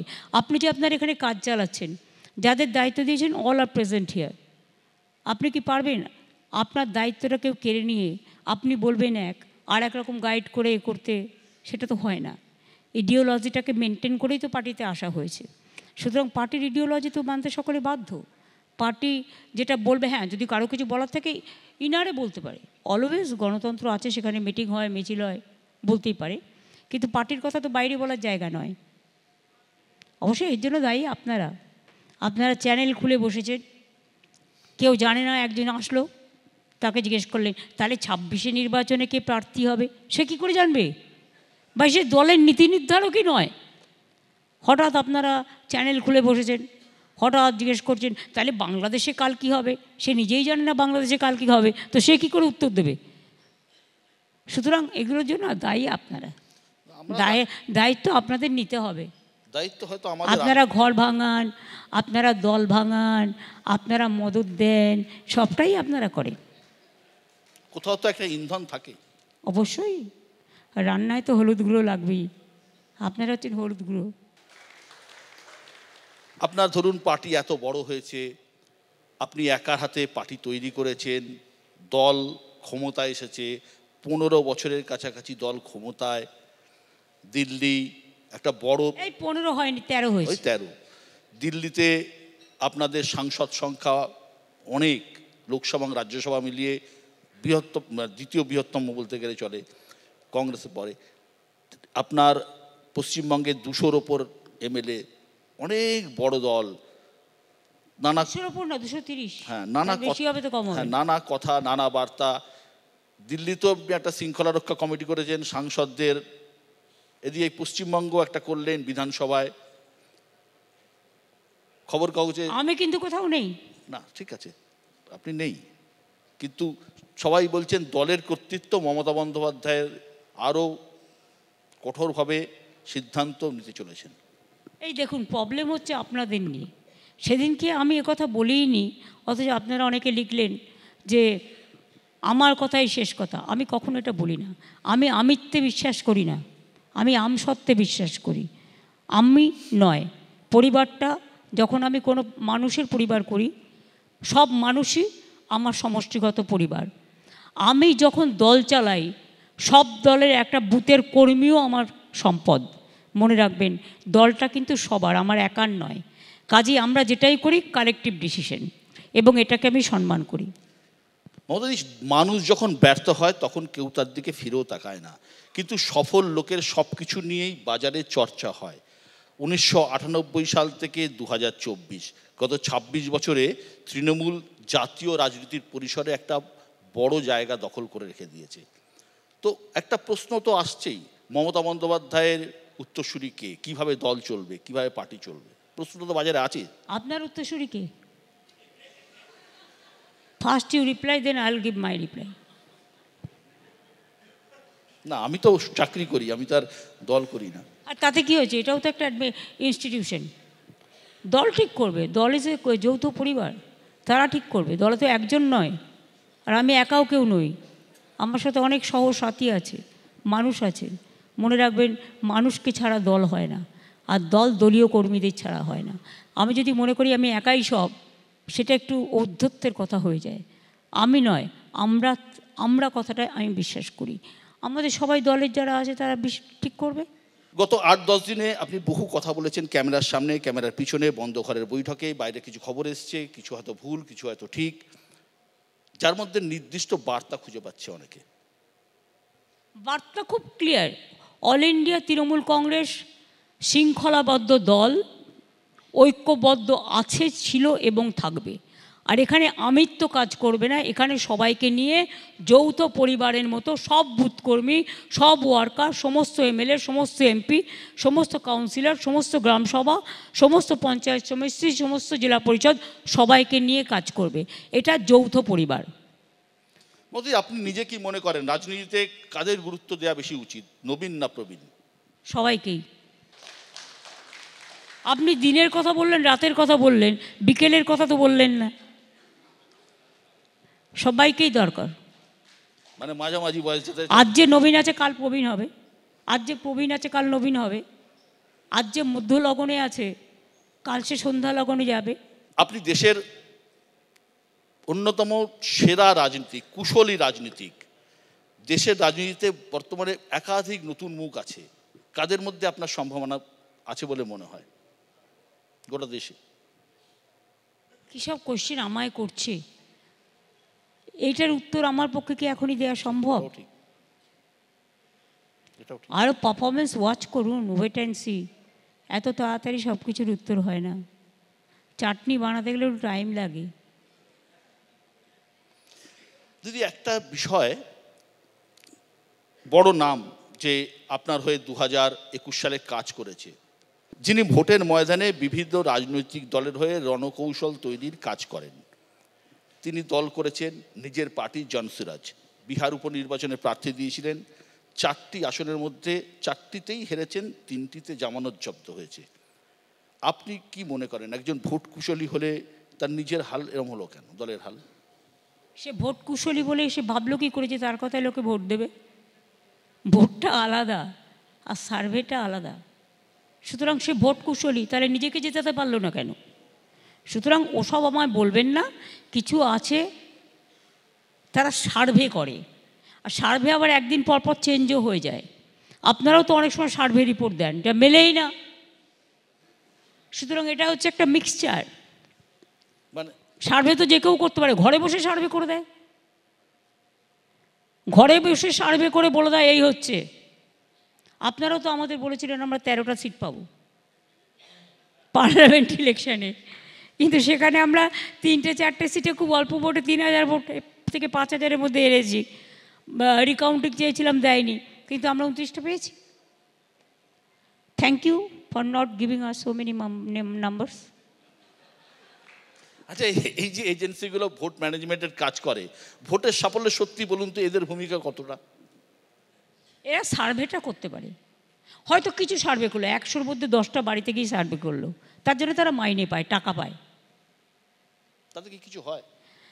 দেখুন, অ্যাকচুয়াল ভোট করে বুথ কর্মীরা, যারা বুথ এজেন্ট হয়ে বসে, যারা বুথে নিত্য নৈমিত্তিক কাজ করে, যারা গ্রামটাকে চেনে, এলাকাটাকে চেনে, মানুষটাকে চেনে, এরা বড়জোর আপনাকে একটা সাজিয়ে দিতে পারে।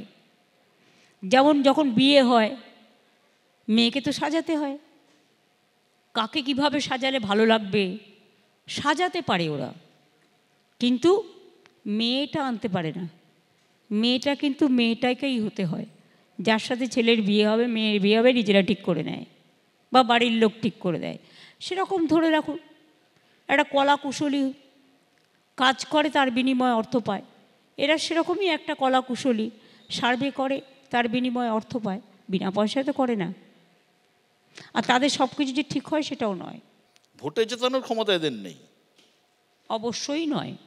2026-এর নির্বাচন আসছে, আপনি দলকে ইতিমধ্যেই তৈরি থাকতে বলেছেন, বিধানসভায় মিটিং করেছেন, এবং এই যে এজেন্সিগুলো, ভোট এজেন্সিগুলো, তাদের সম্বন্ধে বলছেন যে এই তোমাদের নিজেদের আরও স্ট্রং হতে হবে, বুথে বুথে যেতে হবে, সাধারণ মানুষের সাথে যোগাযোগ বাড়াতে হবে, প্যাকদের উপর নির্ভর করে চলবে না।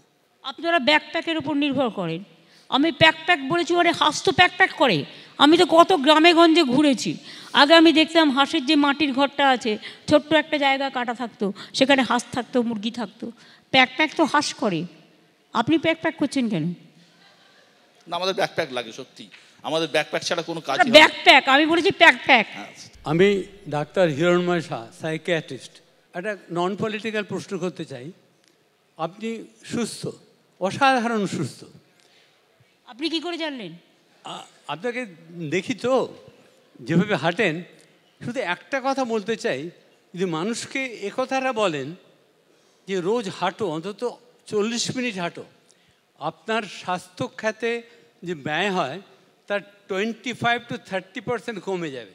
শুধুমাত্র হাঁটলেই হবে না, মনে রাখবেন, health is wealth. Wealth is not wealth at the end of the day. সুস্থ থাকতে হবে, এবং সুস্থ থাকতে গেলে একটু প্রাণায়াম 15 মিনিট টাইম বের করে নিতে হবে নিজের থেকে। ওটা নিজের জন্য একটু সময় রাখতে হবে, একটু এক্সারসাইজ যে যেরকম পারে। আমরা জিমে চলে যাচ্ছি এক্সারসাইজ করতে। আগের দিনে ভাবুন তো, আমাদের মেয়েরা কাপড় কাচতো, আছড়ে কাপড় কাচতো, এক্সারসাইজ হতো। মশলা বাটতো, তাদের একটা এক্সারসাইজ হতো। তরকারি কাটতো, একটা এক্সারসাইজ হতো। তারপরে নানা রকম। এখন তো আমরা সবটাই নিজেদের মেশিনে দিয়ে দিয়েছি, আর সবটাই বাইরে থেকে চলে আসছে। কিন্তু সেটা না করে আমি কি বলবো, এখন অবশ্য ছেলেমেয়েরা দুজনেই চাকরি করে, তাদের সময়ও কম।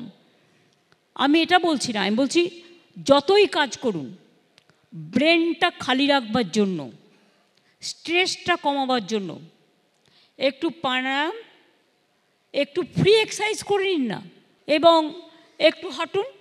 বেশি হাঁটারও দরকার নেই, কিন্তু তার সাথে খাবার যা ইচ্ছে তাই খেয়ে নিলাম, তাহলে কিন্তু হবে না।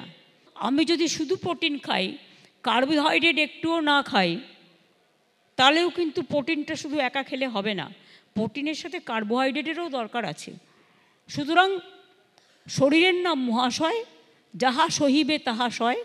যার যেটা সয় সেটাকে দেখে শরীরটাকে সুস্থ রাখতে হবে। সৌরভ গাঙ্গুলি কয়েকদিন আগে আমাকে বলছিলেন যে উনি ভাত খান না, রুটিও খান না। আপনিও তো ভাত রুটি প্রায় 40 বছর খাচ্ছেন না। 40 বছরও ভাত রুটি খেলাম না, কোথায় 20 বছর খাই না। 20 বছর খান না, 20 বছর ভাত রুটি খান না, কি খান তাহলে? ডাল বলবো কেন? সৌরভ বলেছে সৌরভ কি খায় না, সৌরভ তো কিচ্ছু খায় না, বলে দিয়েছে। সৌরভ উচ্ছের রস খায় সপ্তাহে 3 দিন, সিক্রেট। সৌরভ আমাকে বলেছে আমিও খাই উচ্ছের রস। এটা খাবেন, অনেকের যাদের ভুঁড়ি কমতে চায় না, দেখবেন পেটটা একদম ক্লিয়ার হয়ে যাবে এবং একদম পুরো শরীরটা ঠিক থাকবে। উচ্ছের রসটা খুব ভালো। এই যে আমাদের রাজা গজা, আচ্ছা ওই অম্বরীশ অম্বরীশ অম্বরীশ অম্বরীশ অম্বরীশ একটু মানে খাদ্যরসিক মনে হয় না, কিন্তু ও একটু রোগা হয়েছে। এখানে সমস্ত গুরুত্বপূর্ণ গুরুগম্ভীর বিষয় আলোচনা হচ্ছে, আমার তো ক্ষমতা নেই এই বিষয়ে কথা বলার, আমি একটু সহজ কথা বলবো। আর বিশ্বদা নিজে 15 মিনিট ধরে প্রশ্ন করছেন, আমরা করলেই বলছেন বসুন বসুন বসুন বসুন। আপনি আমায় সময় দেবেন আগে বলুন বিশ্বদা, তারপর আমি বলবো। আর এইসব হাঁটাহাঁটির কথা শুনে আমি ভাবছিলাম পালিয়ে যাবো এখান থেকে। দিদি অবশ্য আমায় কোনোদিন হাঁটতে বলেননি, আর বলছেন একটু রোগাও হয়েছি আমি। না, আমি দুটো প্রশ্ন আপনাকে করব। তার আগে আমি দুটো কারণে আপনাকে একটু ধন্যবাদ জানাবো আমাদের ফিল্ম অ্যান্ড টেলিভিশনের ফ্রেটার্নিটির পক্ষ থেকে। সেটা হচ্ছে, আপনি আসার আগে টেলিভিশন বা ফিল্মের জন্য কোনো সরকারি পুরস্কার দেওয়া হতো না। আপনি আসার পরই টেলি একাডেমি অ্যাওয়ার্ড শুরু হয়েছে এবং বিশেষ চলচ্চিত্র সম্মান ও মহানায়ক সম্মান শুরু হয়েছে। এর জন্য আমরা টেলিভিশন এবং ফিল্মের পক্ষ থেকে আপনাকে অনেক বড় একটা ধন্যবাদ জানাই। পুরস্কার হয়তো ছোটোখাটো অনেক ছিল, কিন্তু সরকারি তরফে শুধুমাত্র যে অভিনেতা অভিনেত্রীদের দেওয়া হয় তা তো নয়, টেকনিশিয়ান যারা পেছনে কাজ করেন বা আপনি লাইফ টাইম অ্যাচিভমেন্টও দেন যারা এখন আর কাজ করতে পারছে না তাদের। এই একটা কারণের জন্য আপনাকে একটা বড় ধন্যবাদ। আরেকটা কারণ সেটা হচ্ছে, আমরা যারা টেলিভিশনে কাজ করি সিনেমার পাশাপাশি, এখানে জুমদি আছে নিশ্চয়ই একমত হবে, একটা সময় ছিল যখন আমাদের কোনো কাজের সময়সীমা ছিল না। আমরা এমনও হয়েছে 48 ঘন্টা টানা শুটিং করতাম, এবং আমাদের তো কষ্ট হতোই, টেকনিশিয়ান যারা আলো করে বা সেট করে তাদের আরও বেশি কষ্ট হতো। আপনি আসার পরে সময়টা ফিক্স করে দিয়েছেন, এখন আর রাত 10টার পরে আমাদের শুটিং করতে হয় না। এর জন্য আমরা সুস্থ আছি, সেই জন্য আপনাকে ধন্যবাদ। ওই বিশ্বদা আবার বসে পড়তে বলছে। ধন্যবাদ। না, প্রশ্নটাই তো হলো না, দাঁড়াও। আচ্ছা প্রশ্ন হয়নি, করো। নিজে করছে 15 মিনিট ধরে। হ্যাঁ, আচ্ছা এবার আবার প্রশ্ন হচ্ছে, আপনি এত ব্যস্ততার মধ্যে আমরা জানি প্রত্যেকদিন রাতে ফিরে গিয়ে সিরিয়াল দেখেন, তাই তো? আপনার পছন্দের অন্তত 2টো সিরিয়ালের নাম বলুন, আর 2জন অভিনেতা অভিনেত্রীর নাম আমরা জানতে চাই যাদের আপনি ওটাই বাকি আছে এই ফ্লোরে, এত অভিনেতা অভিনেত্রী। আমি যদি এখন এইসব করতে যাই তাহলে যাদের নাম বলবো না তাহলে আমায় ধরবে। আচ্ছা সিরিয়ালের নাম শুনি তাহলে 2টো পছন্দের। আমার পছন্দের নায়ক তো তুমি ভাই, আমি অম্বরীশ খুব ভালো করে, ও কিন্তু অনেকগুলো করেছে এবং দারুণ করে, পাঠিয়ে দেবে। এবং ছোটু, হ্যাঁ ছোটু এখন যেটা করছে ছোটু, ছোটুর পাঠ করছে, এবং তোমার প্রিয় রোশনাই। হ্যাঁ। সুতরাং তোমাদের দুজনকেই আমার খুব ভালো লাগে, বাদবাকি প্রত্যেকটা সিরিয়ালের সবাইকেই আমার ভালো লাগে। না, আপনি এতটা এনার্জি পান কি করে রাতে গিয়ে সিরিয়াল দেখা, সারাদিনের এত পরিশ্রমের পর? তারপরেও আমি আবার অনেক কিছু শুনি, তাই না? হ্যাঁ, আমাকে রাত 2টো পর্যন্ত তো এসব করতে হয়। বাবা, টাইমটা কি করে কাটবে? ঠিক ঠিক। সেটা আমার মাথায় মারার পর থেকে এটা আমার একটা সিস্টেম হয়ে গেছে, আমি অনেক রাত পর্যন্ত এসব করি। ফলে এরপরে নানা রকম দেখি, এটা ওটা কে কি বললো, কে কি গালাগালি দিল, এগুলো একটু দেখি, এগুলো একটু দেখতে ভালোই লাগে। তবে হ্যাঁ, এটা ঠিক, আমি সামাজিক যেগুলো হয় সামাজিক টেলিভিশন চ্যানেলে প্রোগ্রাম, সেটা আমি বেশি ভালোবাসি। যেমন সমাজ সংস্কার নিয়ে। আর শুধু মারপিট ভাল লাগে না, মারপিট দেখলেই আমি চ্যানেলটা ঘুরিয়ে দিই। আর যাকে পছন্দ নয় তারটাও দেখি না, এটাও বলে দিলাম, আমি একটু আউটস্পোকেন আছি। Thank you. একটা প্রশ্ন, খুব মানে সাপ্লিমেন্টারি প্রশ্ন, এই যে সোশ্যাল মিডিয়ার কথা বললো, রাত্রে বললেন আপনি দেখেন, এই যে সমাজ মাধ্যমে ইউটিউব ফেসবুকে নানা রকম হয়, আপনি দেখেন না? কিছুটা তো দেখতেই হয়। কিংশুক প্রামাণিক অনেক হাত তুলছে, প্রেস ক্লাবের সেক্রেটারি, বল। আমার এটা ঠিক প্রশ্ন নয় দিদিকে, কারণ প্রশ্ন করার প্রয়োজন নেই, কিন্তু যেটা আমার খুব এই পরিসরে একটা কৌতূহল, যেটা আমি জানতে ইচ্ছে করে খুব, যে আপনি এই বছর আপনার রাজনৈতিক মানে পার্লামেন্টারি জীবনে 40 বছর, অর্থাৎ 84 সালে আপনি নির্বাচিত হয়েছিলেন, তারপর থেকে ওই বললাম না হোম ডেলিভারি, সেই জন্য হয়ে গেছিলাম।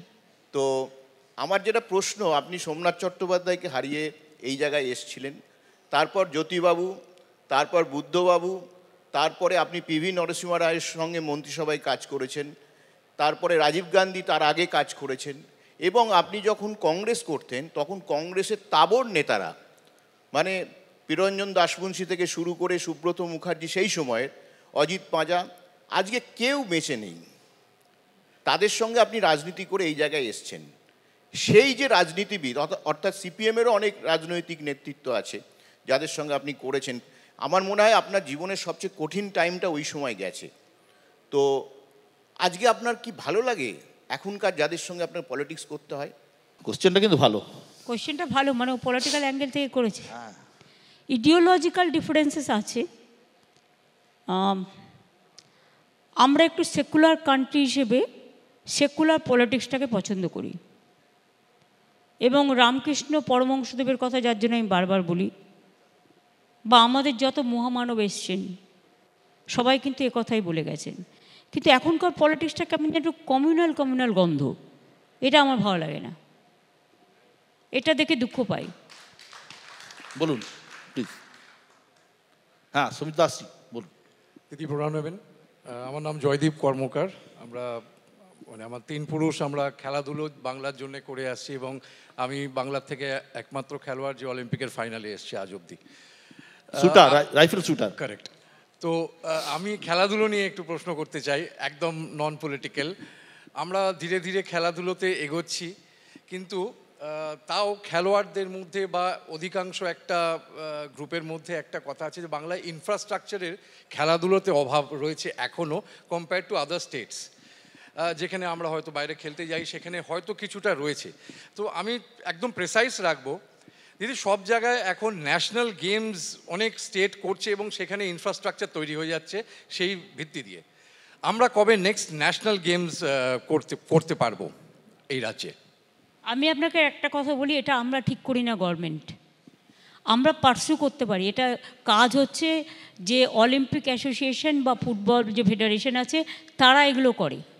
আমাদের হাতে, আমাদের এখানে যেমন ফিফা করলো, মানে 18 ঊর্ধ্বে, 17 ঊর্ধ্বে আমরা তো করে দিলাম পুরোপুরি, দেখলেন সব ইনফ্রাস্ট্রাকচার আমাদের আছে।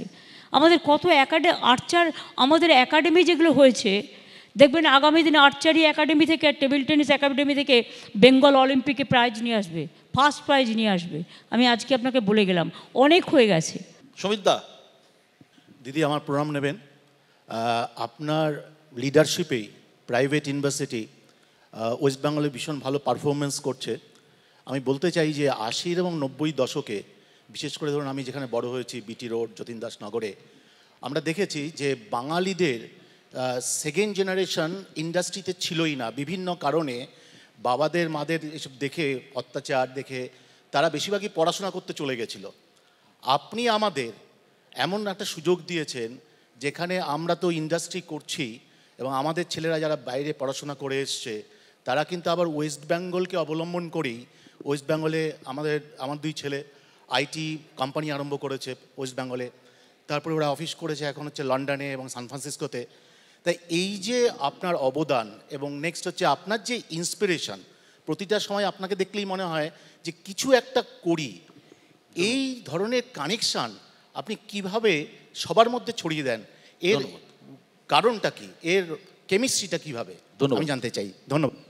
কেমিস্ট্রি খুব সহজ, আমাদের ছেলেপেলেরা ভীষণ ট্যালেন্টেড। আমি আগেও বলেছি, ভাষা থেকে নাসা সর্বত্র আমাদের ছেলেমেয়েরাই। যদি ওয়াশিংটনে যান দেখবেন বেঙ্গলের ছেলেমেয়েরা কাজ করছে, যদি নাসায় যান দেখবেন ম্যাক্সিমাম সায়েন্টিস্ট ফ্রম বেঙ্গল, যদি কেমব্রিজে যান, হার্ভার্ডে যান, যেখানেই যান না কেন বাংলার থেকে যাওয়া ছেলেমেয়েদের সংখ্যা সবচেয়ে বেশি।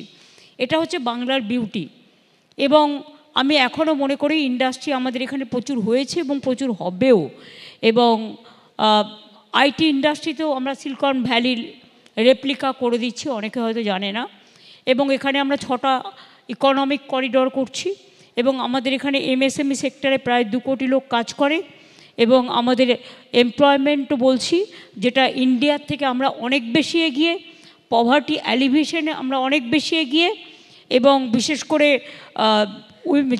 চিলড্রেন ড্রপ আউট রেট যেটা বলতে পারেন স্কুলে, সেখানেও আমরা খুব ভালো আমাদের পারফরমেন্স।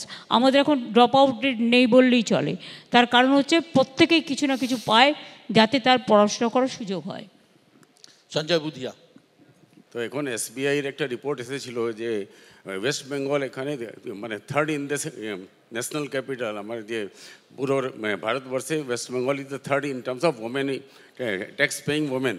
তো এটা মানে একটা রিইনফোর্সমেন্ট যে এখানে ওমেন এম্পাওয়ারমেন্টে যে হয়েছে, দ্যাট ইজ মানে something to be boosted about.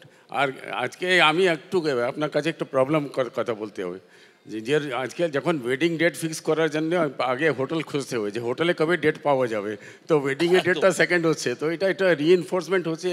R airline সবাই ঘুরে ঘুরে চলে আসছে। এখন দেখেছি থাইল্যান্ডে নতুন এয়ারলাইন স্টার্ট হয়েছে, ফুকেত 2টা ফ্লাইট হয়েছে, আর মালয়েশিয়া এয়ারলাইন ঘুরে চলে এসেছে 18 বছর পরে। তো আপনি ইউরোপে এয়ারলাইন কবে স্টার্ট হবে, এটা একটা খুব দরকার আছে। এটা আমরা বারবার বলে আসছি, এটা আমার হাতে নয়, এটা গভর্নমেন্ট অফ ইন্ডিয়ার হাতে আছে।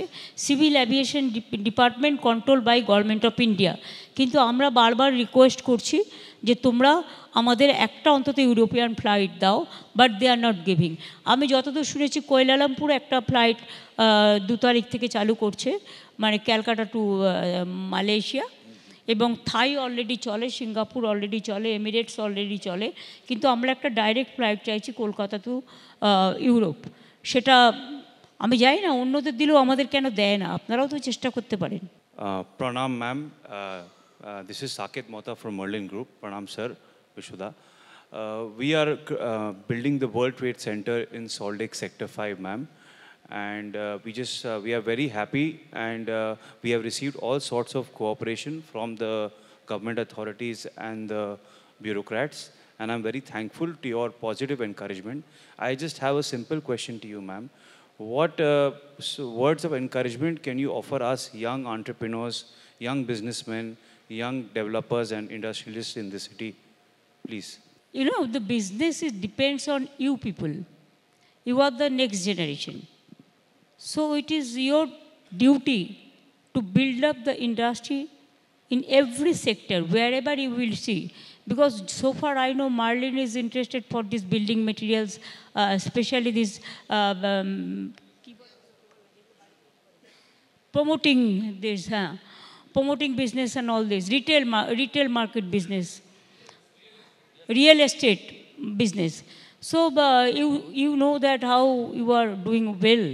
And I think that's why so many cement factories are also coming.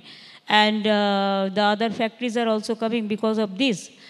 And in West Bengal, next 5 years, I think it is the destination of industry.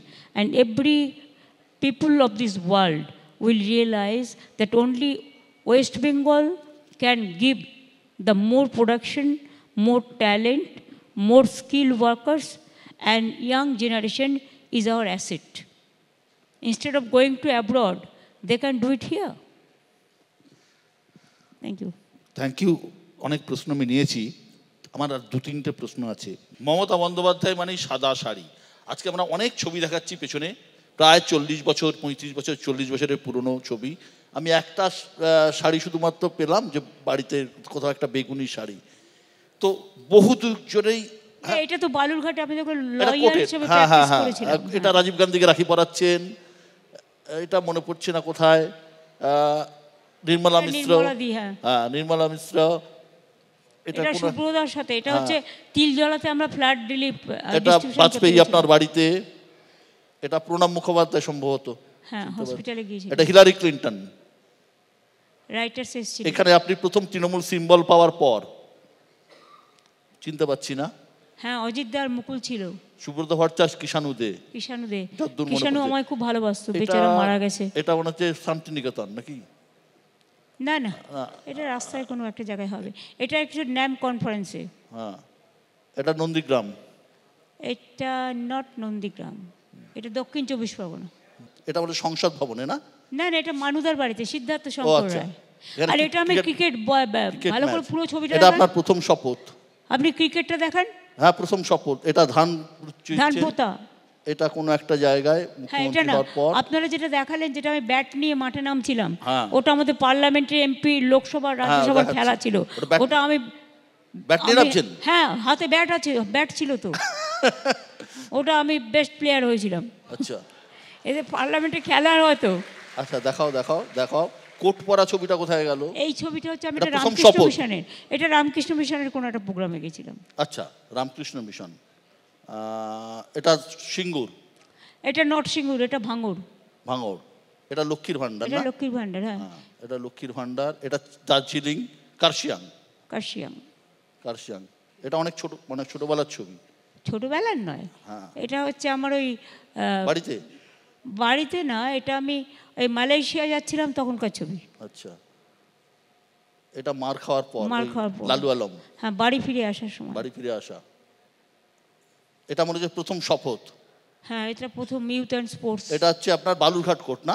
এটা বালুরঘাট কোর্ট, যখন ওই একে মেরে ফেলেছিল একজন ছাত্রকে, করিম, এতে ভুলে যাচ্ছি আমি। আমার প্রশ্নটা হচ্ছে মমতা বন্দ্যোপাধ্যায়ের সাদা শাড়ি, মমতা বন্দ্যোপাধ্যায় বালুরঘাট, এটা ইমেজ।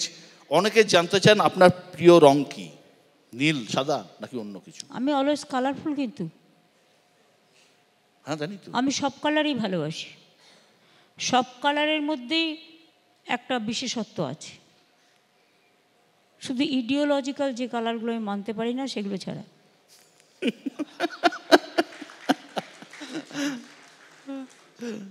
কি ধরনের গান শোনেন? এই গানটা চালাবে একটু, আপনি গান লেখেন।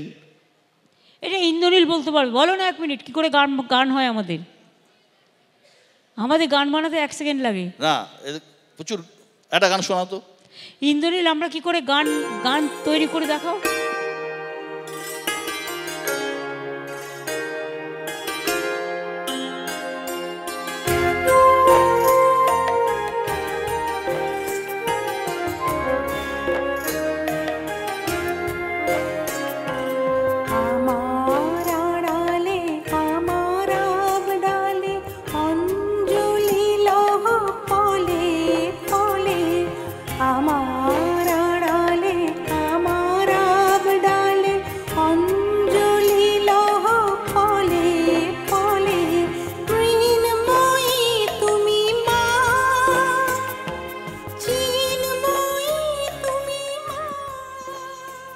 শোনাও।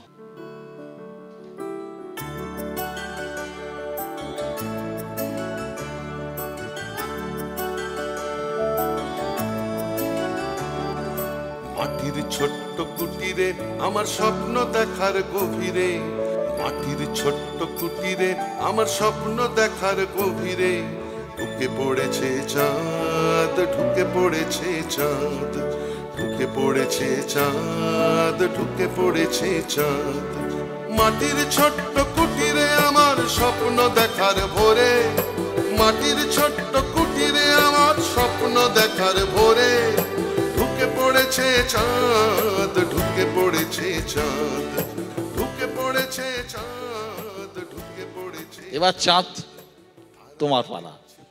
এই এক একটা গানের পেছনে অনেক গল্প আছে, কারণ আমি অন্তত মানে 2012 থেকে ওনার সাথে থাকার সুযোগ পেয়েছি, আছি এখনো পর্যন্ত। সব ব্যক্তিগত এমনি অ্যালবামের বাইরেও সরকারি প্রকল্পের যে কটা গান আমরা শুনতে পাই, কন্যাশ্রী, পথশ্রী, যা যা প্রকল্প রয়েছে, জল ধরো জল ভরো, সেভ ড্রাইভ সেভ লাইফ, মানে এমনকি মানে এই সরকারি প্রকল্পের গানও আমাকে প্রোগ্রামে গিয়ে গাইতে হয়। 200-র ওপর গান হয়ে গেছে, 200-র ওপর গান দিদি এই কয়েক বছরের হয়েছে, এবং তার বাইরেও অনেক স্টক রয়েছে। এবং আমি সবসময় টেনশনে থাকি দিদির, মানে যেটা বললেন যে খালি এই হাঁটতে হাঁটতেই কাজ করতে হবে, হাঁটতে হাঁটতেই বাংলার স্বপ্নের ফেরিওয়ালার হিসেবে দিদি যে কাজ করেন। এবং হাঁটতে হাঁটতে আমার দেখা, আমার প্রায় 42 বছর হয়ে গেল এই গান বাজনার জগতে, কিন্তু আমার জীবনে প্রথম মোবাইল লিরিসিস্ট এবং মোবাইল কম্পোজার, মানে হাঁটতে হাঁটতে গানের সুর আর হাঁটতে হাঁটতে গানের কথা, মানে ওয়ান টাইম একবারই কথাটা বলবে। এবং দিদি প্রচন্ড গান ভালোবাসে, সেটা আমরা মারাত্মক। খালি ভালোবাসে না, আমি বলছি যে আমার পক্ষে খুব সুবিধা, আমি গান গাইতে গেলে কথা ভুলে যাই, দিদির কিন্তু একদম লেটেস্ট গানের মিউজিক পর্যন্ত মুখস্থ, এবং কোনো সুর একটু এদিক ওদিক করা যাবে না। এবং সত্যি অবাক লাগে, এক এক দিন 3টে-4টে মিটিং করার পর বিভিন্ন জেলায় ওরকম 1 ঘন্টা 1.5 ঘন্টা করে মিটিং করছি, 6 ঘন্টা 7 ঘন্টা মিটিং, তার সঙ্গে 5 ঘন্টা 6 ঘন্টা গাড়িতে ট্রাভেল করার পর ফিরে এসে হয়তো একটু চা খেলো, খাবার তো এমনি খান না উনি, ওই চা খেতে কিন্তু আমরা ভাবতেই পারছি না যে আমরা ভয়ে রয়েছি, আবার মানে কি বলবে, আবার কোন কাজ আবার পাবো। অধিকাংশ সময় আমরা একসঙ্গে থাকি, কিন্তু তার মধ্যে দিদির মধ্যে এই যে চেঞ্জ, মানে বড় মুহূর্তেই বলা ইনোর একটা চট করে গানটা দেখে নাও তো, এইভাবেই দিদি গান করে। এবং আমি একজন অ্যাজ এ মানে মিউজিশিয়ান, আমি চাই, আমি দিদিকে বলি দিদি তুমি আরও গান করে যাও, কিন্তু দিদির হলে রাত 2টোতে বলে না, সিরিয়াল দেখার পর অনেক কাজ, তখন হয়তো গান নিয়ে হয়তো ভাবলো, এবং তখনই গানটা সঙ্গে সঙ্গে দিদি নিজে গেয়ে পাঠিয়ে দেয়, এবং এটাই হবে ওটা হবে। এবং আমি হারমোনিয়াম কোনোদিন বাজাতে শিখিনি, কিন্তু দিদি আমাকে স্কেলও বলে দেয় যে এটা হবে না হবে। এবং দিদির গানও আপনারা যদি পারেন, জানি না আজকে গাইতে পারবেন না এত কাজের মধ্যে, সুযোগ পেলে বিশ্ব একদিন গাইও। কি ধরনের গান আপনি শোনেন? প্রথমত কি ধরনের গান আপনার শোনা হয়? আমি সব গান, আমি যত আগে আমরা অনুরোধের আসে শুনতাম, সব গান আমাদের মুখস্থ। সন্ধ্যা দিয়ে আমার কাছে গান শুনলেন, সন্ধ্যা দিয়ে হঠাৎ মাঝে মাঝে ফোন করতেন যখন বেঁচে ছিলেন, আমাকে একটা গান শোনাতে হবে। আমি বললাম সন্ধ্যাদি তুমি গীতশ্রী, তুমি আমাকে বলছো গান শোনাতে? সে সন্ধ্যাদি আধ ঘন্টা হয়ে গেছে, 1.5 ঘন্টা হয়ে গেছে, ফোন আর ছাড়ে না। শেষকালে বললো না তোমাকে শোনাতে হবে। তারপর আমি 2 লাইন গাইলাম। সন্ধ্যাদি আমায় বললো তুমি এত সুরে গাও। আসলে এটা নতুন করে কিছু না, আমরা ছোটোবেলা থেকে রেডিও শুনতাম না, রেডিও শুনতাম, এবং আমার বাবার নিজে ছোটোবেলায় রেকর্ড প্লেয়ার ছিল, সুতরাং যত ক্যাসেট যত সিডি বেরোতো, যত রেকর্ড বেরোতো সব নিয়ে আসতো, ফলে ওগুলো শুনতাম, অভ্যাস হয়ে গেছে। একেবারে শ্যামা সঙ্গীত থেকে শুরু করে, নজরুল থেকে শুরু করে, অতুল প্রসাদী থেকে শুরু করে, রজনীকান্ত থেকে শুরু করে, রবীন্দ্রসঙ্গীত তো অবশ্যই, আর আধুনিক গানও সকলের, অনেক গান মুখস্থ একদম পুরো, সে গানগুলো খুব ভালোবাসি। সিনেমা দেখা হয়? এখন আর কোথায় সিনেমা দেখি, সিনেমা কত বড় বড়, 3 ঘন্টা করে সময় লাগে, যেন আমি ফাঁকিবাজ, হয়তো একটুখানি দেখলাম, ওই ট্রেলারটা দেখে নিলাম, দেখে বুঝে গেলাম এদের আসল উদ্দেশ্যটা কী। যদি মারপিট করে আমি পালিয়ে যাই। ছবি আঁকে না দেখুন? ছবি তো যখন তখন, প্রতিদিনই যেখানেই যাই একটা করে বোর্ড লাগিয়ে দেয়। ছবি আঁকতে কোনো ম্যাটার না, ভেবেও করি না, কিছুই না, জাস্ট একটা হলো হয়ে গেল। সারাদিন কাজের একটা স্ট্রেস, এত চাপ, এটা কিভাবে বার করে দেন? শুধুই হাঁটা? আমার মনে হয় না কিছু, আমি কাজের মধ্যে দিয়ে থাকি, এবং ওই যে বললাম রাত্রিবেলা আমি পুরো নানা রকম গল্প শুনি।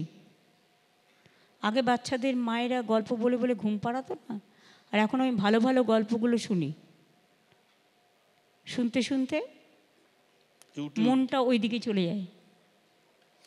দিদি আমার শেষ প্রশ্ন, 2026-এর নির্বাচন আসছে, এই নির্বাচন, এই ভোটকে আপনি কতটা কঠিন বলে মনে করছেন? এই সহজটাকে আপনারা কঠিন বানিয়ে দেন, আর কঠিনটাকে আপনারা সহজ বানিয়ে দেন। 2016-তে আপনারা মন্ত্রিসভাও তৈরি করে দিয়েছিলেন।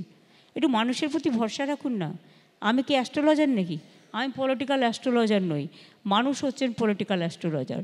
সুতরাং মানুষ যা ডিসিশন নেবে সেটাই আমার মাথা পেতে নেব।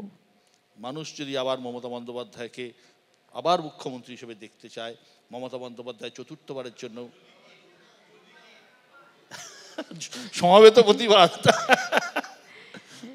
না না ঠিক আছে, দেখুন আমি যতদিন বাঁচবো আমি কাজ করে যাব। কাজ, যে কোনো কাজই আমার কাছে প্রিয়। আমি রান্না করতেও ভালোবাসি, বাসন মাজতেও ভালোবাসি, উল বুনতেও ভালোবাসি, সেলাই করতেও ভালোবাসি, সব কাজই আমার কাছে প্রিয়। এমন কিছু কাজ নেই যেটা অপ্রিয়। আমার ইতিমধ্যে 130টা বুক পাবলিশড হয়ে গেছে, সুতরাং গানও অনেকগুলো হয়ে গেছে। আসলে ইন্দ্রনীলরা নিতে পারে না, আমি কী করি, আমি হাঁটতে হাঁটতেই শ্যুটটা তুলে দিলাম আমার মোবাইলে, নিয়ে পাঠিয়ে দিলাম, দিয়ে বললাম এবার রেডি করো, হয়ে গেল গান, এই আর কি। আর পুজো আসলে সব এদের এই অরূপ ববিদের অনেক প্রেশার থাকে না, পুজো আসলেই বলবে এবার থিম বানিয়ে দাও, গান বানিয়ে দাও, এসব চলতেই থাকে, এই করেই জগৎ কেটে যায়। অনেক অনেক ধন্যবাদ দিদি, ভালো থাকুন, সুস্থ থাকুন, 2026-এ আবার জিতে ক্ষমতায় আসুন, পশ্চিমবঙ্গের মুখ্যমন্ত্রী হন। আমাদের অনেক অনেক ভালোবাসা, শুভেচ্ছা, রইল। হ্যাঁ, কবিতা শুনবে? কোথা থেকে কবিতা বলবো? আমার কবিতা মুখস্থ করা আছে নাকি? আমি বই দেখে বলবো না।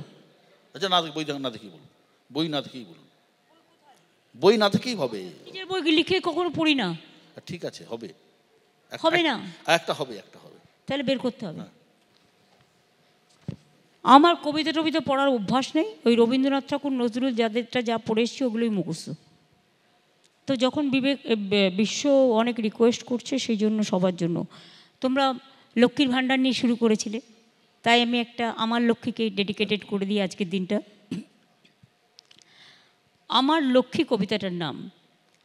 আমার লক্ষ্মী মাটির ঘরে তুলসী তলায় থাকে, আমার লক্ষ্মী সবুজ ক্ষেত্রে সোনার ধানে জাগে, আমার লক্ষ্মী শান্তির নিঃশ্বাস দারিদ্র্য জয় করে, আমার লক্ষ্মী বিশ্বায়নে ফিরে আসে বাংলার ঘরে, আমার লক্ষ্মী শঙ্খ বাজায় সমুদ্রের সুরের মতো, আমার লক্ষ্মী মেঘের রঙে উৎসবের মিলিত ব্রত, আমার লক্ষ্মী তুষারের সিন্ধু সবারে করে আহ্বান, আমার লক্ষ্মী ক্লান্তি ভুলে গায়ে জীবনেরও জয়গান, আমার লক্ষ্মী গ্রামে গঞ্জে মাটির ঘরে আলো, আমার লক্ষ্মী মুড়ি পেঁয়াজে শান্তির দুধ ভালো, আমার লক্ষ্মী বিদ্যালয়ে গায়ে সরস্বতীর সুর, আমার লক্ষ্মী গান বাজনায় জয় করে দূর সুদূর, আমার লক্ষ্মী চন্দ্র সূর্য মলিন শাড়ির বাহারে, আমার লক্ষ্মীর গায়ে মাটির ধুলো দেখলে মনে হয় আহারে, আমার লক্ষ্মী প্রতিবাদ জানায় কণ্ঠে তার আগুন, আমার লক্ষ্মী দেশ জয় করে সবারই বলে জাগুন, আমার লক্ষ্মী দেশ বিদেশে দুর্গমকে করে জয়, আমার লক্ষ্মী প্লেনও চালায় নির্ভয় দুর্জয়, আমার লক্ষ্মীকে করি কুর্নিশ অন্ধকারেও সে জোছনা, আমার লক্ষ্মী সবার ঘরে বিভেদ বৈষম্য মানে না। অনেক অনেক ধন্যবাদ আজকের মঞ্চের জন্য, একদম আইডিয়াল কবিতা। এবং ইন্দ্রনীল, তুমি ধরো একটা ছোট্ট গান দিয়ে শেষ করো।